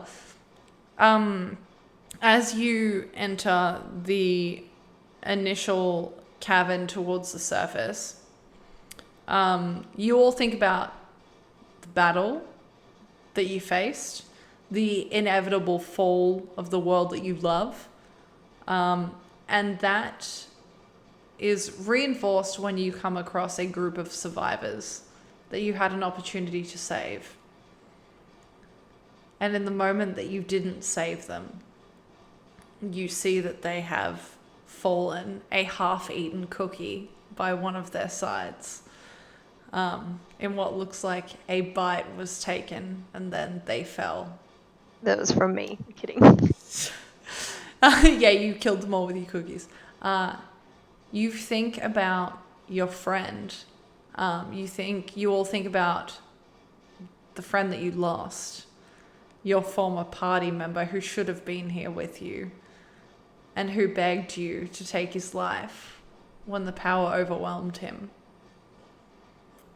As you reach the surface of the arcane chapter, making your way out into the library and subsequently out into the streets of Ascendus, you have a moment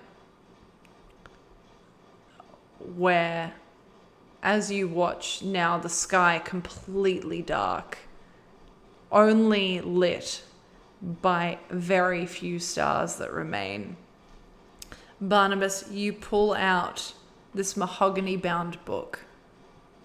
You all have an opportunity to write one thing in this book. Barnabas, what are you going to write, if anything, into this book?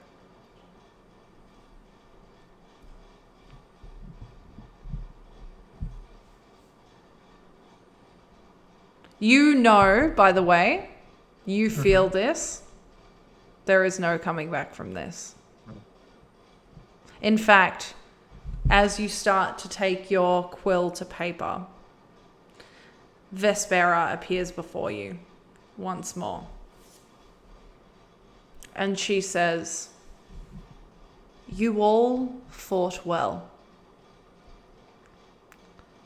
But Durmada was always destined to fall. You have one final choice. You need not make it immediately. But you can preserve its magic, or you can let it fade. In preserving its magic, you bind yourself to this plane. Everyone within it will perish in a matter of hours, as Amaryllis stated. But in preserving the magic takes sacrifice. You sacrifice yourself, and Durmada will continue to feel the presence of the arcane. If you don't, you have that magic, access to that magic for whatever time you have left. That time is yours, but the world will fall. And there is no telling what happens to Durmada following. I will give you all a moment to decide. And she turns her back on you, leaving you to decide what you write first, Barnabas, in this book.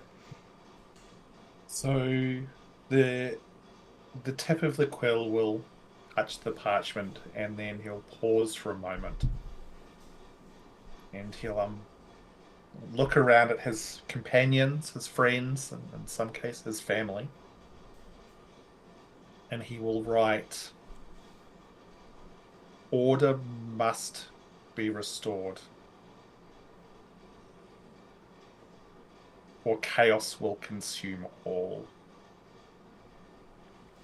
And I will ask you, Barnabas, based on what Supanova has decided for you, are you sacrificing yourself to preserve the arcane, or are you walking this world however the fuck you want until it burns and dies?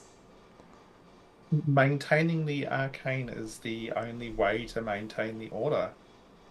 So Barnabas is willing to, I think this is what I did. It is, yeah? Yeah. So Barnabas is willing to absolutely sacrifice himself. Mm-hmm. Nimble, the mahogany-bound book is passed to you, and you have a moment to decide what you would like to write in this book before you make your decision. What would you like to write? I think she would like to write something along the lines of, if somehow this book survives where I do not, gods aren't all they pretend and say that they are. Trust yourself, trust your friends, trust your family. Yeah. Okay. And what is your decision? Not to. She's going to stay. Okay. Great. Strix, the book is passed to you. As you watch Nim and your brother write within it, what are you writing? Followed by your decision to stay and preserve the arcane, or to not and just live chaotically. I think I will glance over at Barnabas to make sure he's not paying too much attention, and I'll cross out the part where he says order must be preserved, and I'll write nothing wrong with a little chaos. If one does not revel in it, they will succumb to it. And I will choose to stay with my brother. I go where he goes, so I will sacrifice myself. Incredible. Love that. Okay. And siblings, man, they're just a pain in the ass. Yeah. Still got another disintegrate left. Fuck. Blue. Oh no. This book is passed to you as a T-Rex. Yeah. It's weird though, because you don't dismiss your own wild shape. It's like an energy around you does. And you reform into your humanoid form, your deep gnome form. And what are you writing in the book? Followed by your decision, which I will remind you, just in case you haven't seen it, is in the chat.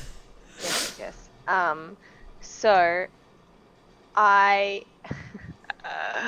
oh goodness gracious. Blue will draw a very quick but surprisingly detailed image of two hands, and then put above one hand an L and then an R above the other hand, just to signify the importance of the difference of hands. She'll also write underneath that, make sure you double check And then that's it. That's a cryptic message that she's gonna leave. Before she decides to follow in her sister's lead and stay. Right. I love that your final fucking message to the universe is this. Like, that's what it is. Okay, excellent. It's exactly that. Wow. You're so welcome. Karlis, you are past this book, this mahogany-bound book. You too have one final thing that you can write within it, and a decision that you need to make. Incredible. I take a little look over all my friends again. I chuckle when I see Strix cross out and write about chaos on there. And then I look over at Gid. I give him a very tired smile. And I put pen to paper and just say, there would have been a time where I would have written a snide comment, but the day is long and I am tired. All I will say is, I miss my family. I miss my friends. Those here and gone, and I miss my home. If you're lucky enough to find this, keep them all close, even if it hurts. Actions over words, just like Father used to say. And I know that I'm not going to be the only idiot staying here walking these lands as they fall into ruin, so they're going to need someone for a joke and a laugh and the ability to cut down a god if the need arises. So I look over at Gid, and I'm going to use that 9th level spell slot you gave us, and I'm just going to cast Foresight on him. And that gives you advantage on every roll for 24 hours. Where you're going, I don't think I can follow, brother. I'm sorry.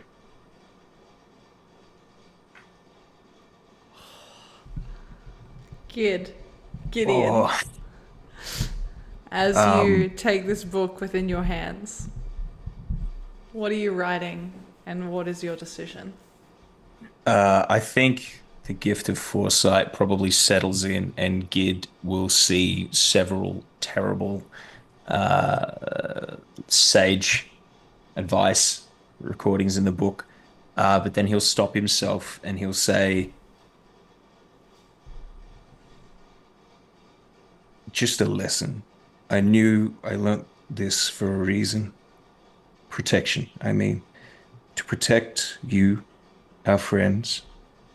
To see where the monsters at the end of this road are slain and we come out on the other side safe.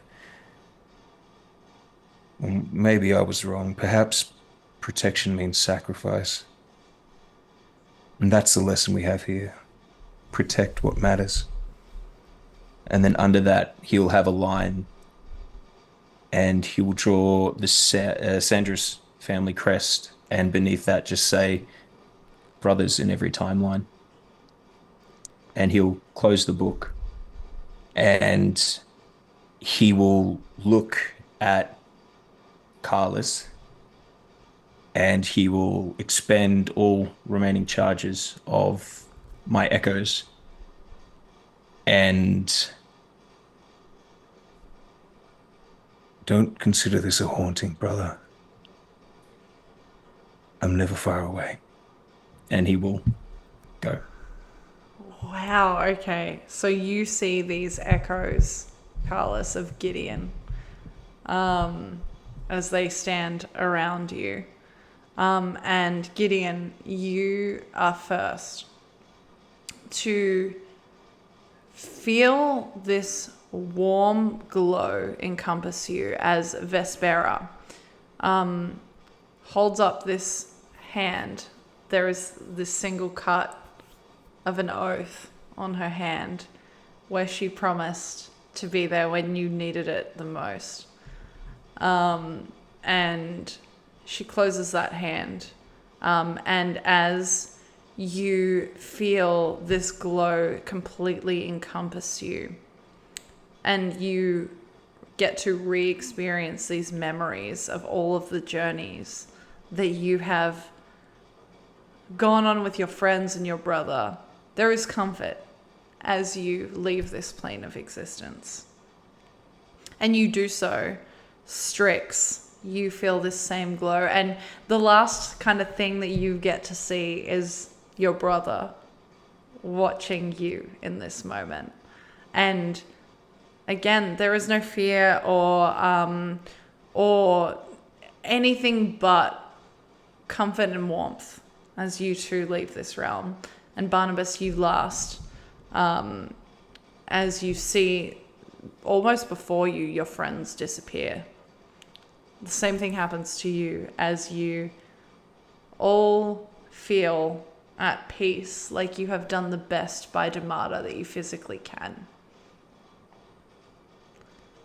And it is satisfying. It is the end, but it is satisfying. For the three of you that remain, you watch as the friends around you are gone. And you specifically, Karlis, watch as these echoes of your brother, as he disappear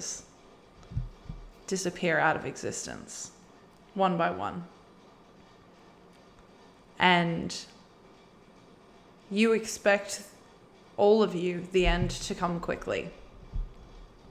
Because that's what Amaryllis warned.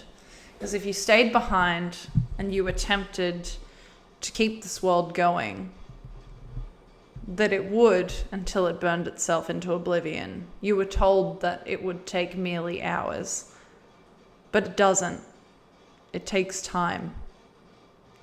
And that time feels like a fucking eternity. As the three of you look down at these obsidian rings that you all wear, a symbol of the arcane order of your friends that are now gone, that once twilight sky when they were all held close together, now gone as they are completely dark. Eventually, Durmada crumbles and it turns to dust. And you are all forgotten because there is no one there to recollect that you stayed behind. And that's why we're going to leave the session for this evening. Thank you, motherfuckers. That was a very nice story. Hey, it was a really positive story full of hope really and good. love and fun. I had a lot of fun. Hey, thanks for absolutely ending the universe with me. Thanks for ending my emotions. Right. You're welcome. Literally. I'm not crying. You got a Hey. you got a tear out of me. Hey, look. Thank you. Here's where we're at. We do a little cutie thing here on Hexes and Vexes when we play a TTRPG session where we go around and we talk about our favorite moment. And there's going to be more than one, but I just want you to pick one for now. So we'll do that and then we'll go around and I'm going to let you guys talk about the cool shit that you're involved in as well. But we're going to kick it off with favorite moments first. Ham, I feel like I've tortured you enough this evening by making you go first, so we're going to go in reverse order. Hey, Lachy, what was your favorite moment of the evening tonight? I would say... Listen, I'm a big fan of the fact that we watched a filthy disintegration occur. I love the spell Disintegrate, so Barnabas doing all of the damage forever with the Disintegrate what just was happened? pretty good. Oh, hold on, sorry. You lost One of the, my things died. Guys, help! I'm trapped in the corner. No. Nobody puts Oh my baby God, in the it's corner. It's okay, it's okay. Wait, hang on. Which side is it in? Hang It's on, okay, I let me- got it, we're a little good. bit. There we go. Break it again. Wow. We got it. Hey, look, she's a pro streamer. There's just not a zero in it. Was that studio mode? Yeah, it was. Hey, hey, Disintegrate is fucking cooked. I appreciated that also. Hey, Connor, what was your favorite moment this evening? It's a real treat for me because like Lachy and I always DM for each other. We don't really ever get to play together, like as two players back to back. So to get to play with one of my best friends is always a treat, as opposed to either DMing or being DM'd for. Also, Nim just scaling the tower. That's the brevity I needed before I disappeared for an hour and a half. Yeah. Thanks for Fucking bearing with me. love that. Yeah. Hey Jeannie, what was your favorite moment this evening? Normally it's the funny things that stick out in my brain, but like one of my favorite moments was the absolute heartbreak of like the whole company as we walked away from the people that we did not save. And just like the way everyone was reacting, but like supporting each other, and it was just really sweet, but also sad, and I almost cried. So that one. Okay, love that. Hey Brandon, what was your favorite moment? I couldn't go past the absolute bombshell that was Blue's moment that they would change, where they just cut off the wrong arm of their friend and they died. Like that was great. That was good. That was was trauma. That was Yeah. cooked. I was like, bruh, you've stolen this from the quarry and then made it so much more traumatic. And do you know what? I'm fucking here for it. Oh god. Good golly. Hey Saz, what was your favorite moment?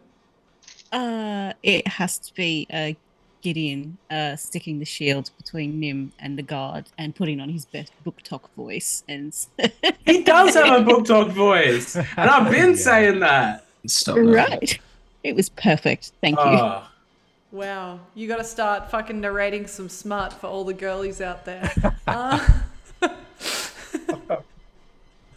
Wow. Hey Hamish, Hi. what was your Yeah, favorite thank- moment this evening? I genuinely found the fact that we joked about us being super serious and dark and sad about this at the beginning, and then being super dark and serious and sad about it all the way through. I have a real soft spot for that kind of thing. But I also think I loved the fact that everybody leaned into it, and this is a fucking wonderful group of RPers. Like it is a joy to sit and watch each and every single person RP those little moments.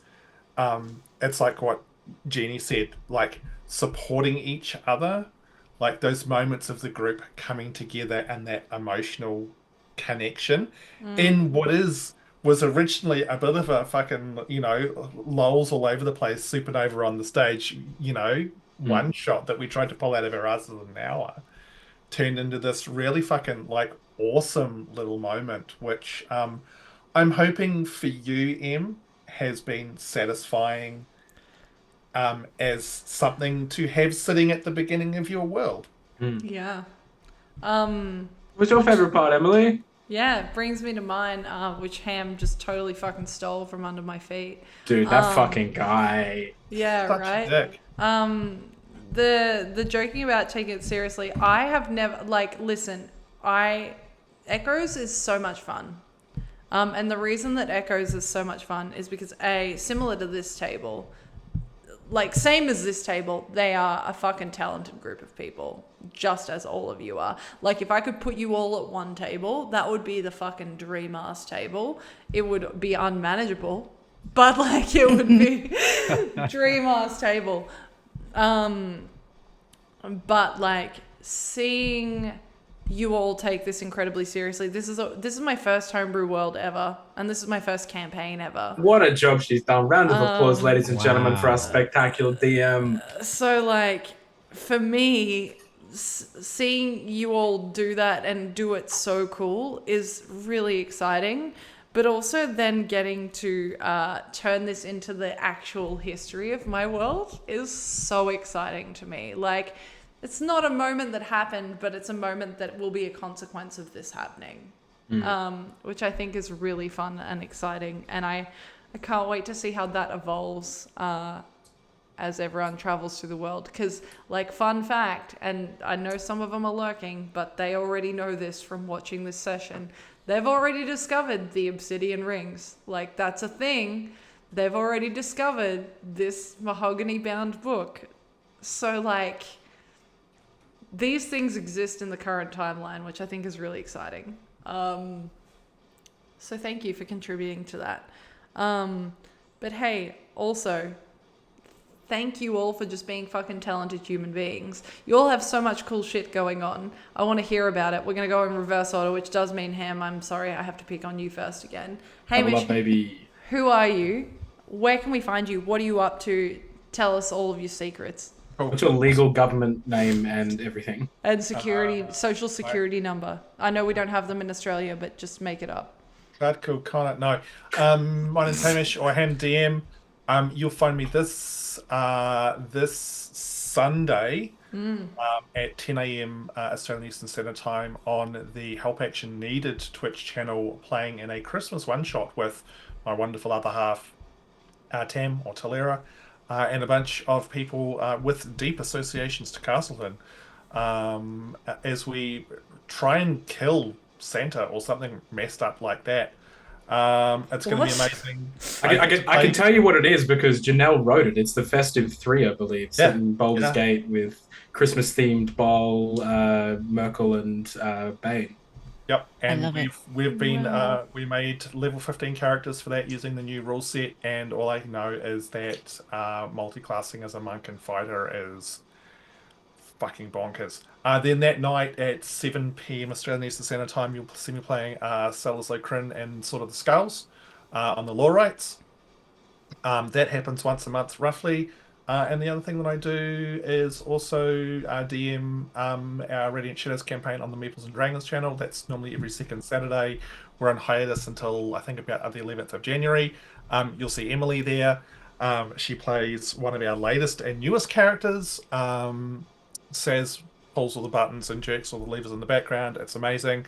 And sometimes you might even see me appear on Castleton. Who knows? I don't. And that's me done. Oh, Cool. I know why the command is broken. Hold on, wait 1 second. I forgot my own command. There you go. Of course, it was SOTS instead of Law Rights. How could you be so stupid? Sword of the Skulls. How could you be so idiotic? I'm so sorry.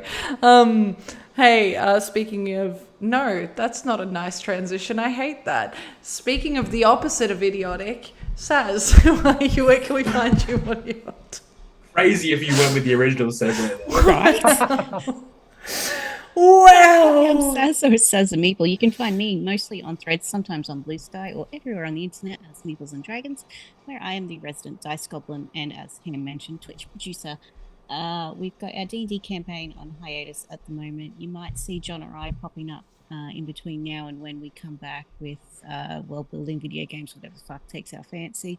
When I'm not doing that, you can find me this Sunday on the Law Rights at 7 p.m. AEST, and on Tuesday morning on Split Party TV with Matt Briefcase Brown running us through our that campaign, our Barovia campaign, where it's our last episode before we break for the new year. And it's going to be, wild. Insane.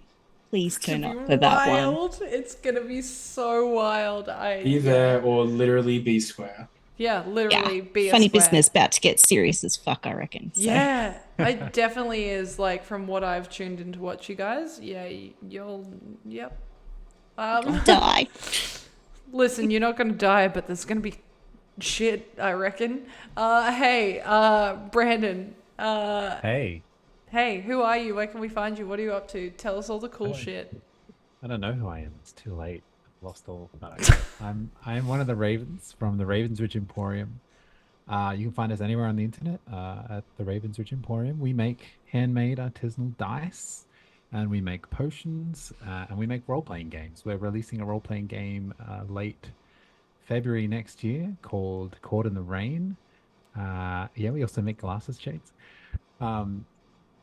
If you want to get involved in the playtests, come join our Discord. Should be able to find it in our link tree, and you can get amongst an early playtest version of the game and give some feedback and get involved in the creation of all our games. See a little dice thing happening every now and again in the little rolling video down here. There's a little shout out that happens down there. So sweet. Yeah, Statistically, their dice actually roll better than normal dice, and that's proven by me, and it's scientific, I believe. That's the I Ravensridge believe guarantee. there's a little, Ravensridge guarantee.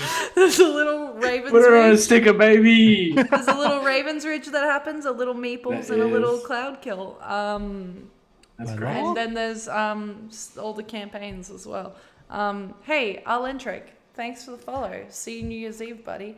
The hell? That guy. Yeah, I know, right? Hey, Jeannie, who are you? Where can we find you? What are you up to? Hi, I'm Jeannie. You can find me on xJeanieex on Twitch. Sometimes, hopefully more often, streaming like a lot of survival games or like co-op games, like games with friends.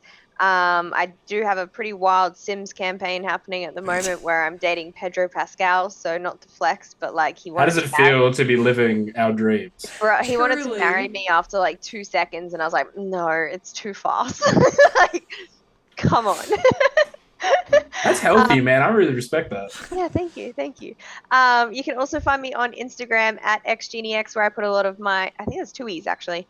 Anyway, It is. where I put a lot of my cosplay stuff. So I've been doing a lot more cosplay things lately.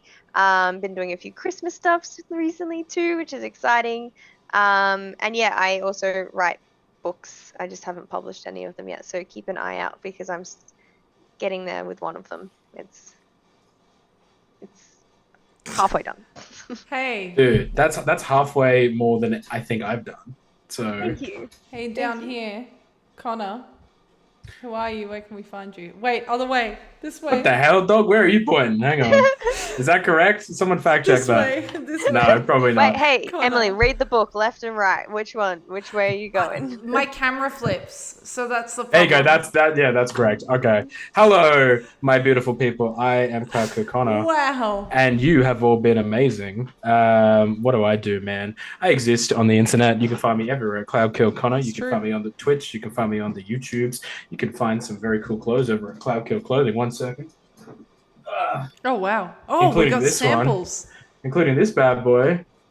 Mhm. And the good thing about this is I spilled food on it earlier today, and you can't tell because we're on Zoom. Hey, Connor, Oh, can you make a follow-up to that one called Finger of Dad? only if someone commissions me. Let's talk. I do custom shirts for people. I do Smoking Glue Guns merch. I do Castleton's merch, if you've heard of that. Anytime someone comes and knocks on my door and says, hey, can you make a shirt? The answer is probably yes. And I am running some fun little TTRPGs in the near future. Mm-hmm. That's it, man. Oh, wait, I'm in a podcast coming out with Lachy soon as well. That's the segue to him. Hey, Lachy, who are you? Where can we find you? What are you up to, buddy? Holy shit, that breakneck segue from Connor. Hey, my name's Lachy. I'm from the Mimic's Den. We are a podcast that'll be coming out in the new year. You can find it wherever you find all your quality podcasts and probably some sketchy ones. Even Deezer? Especially Deezer. Crazy. Shout out Deezer, sponsor us. Don't do that.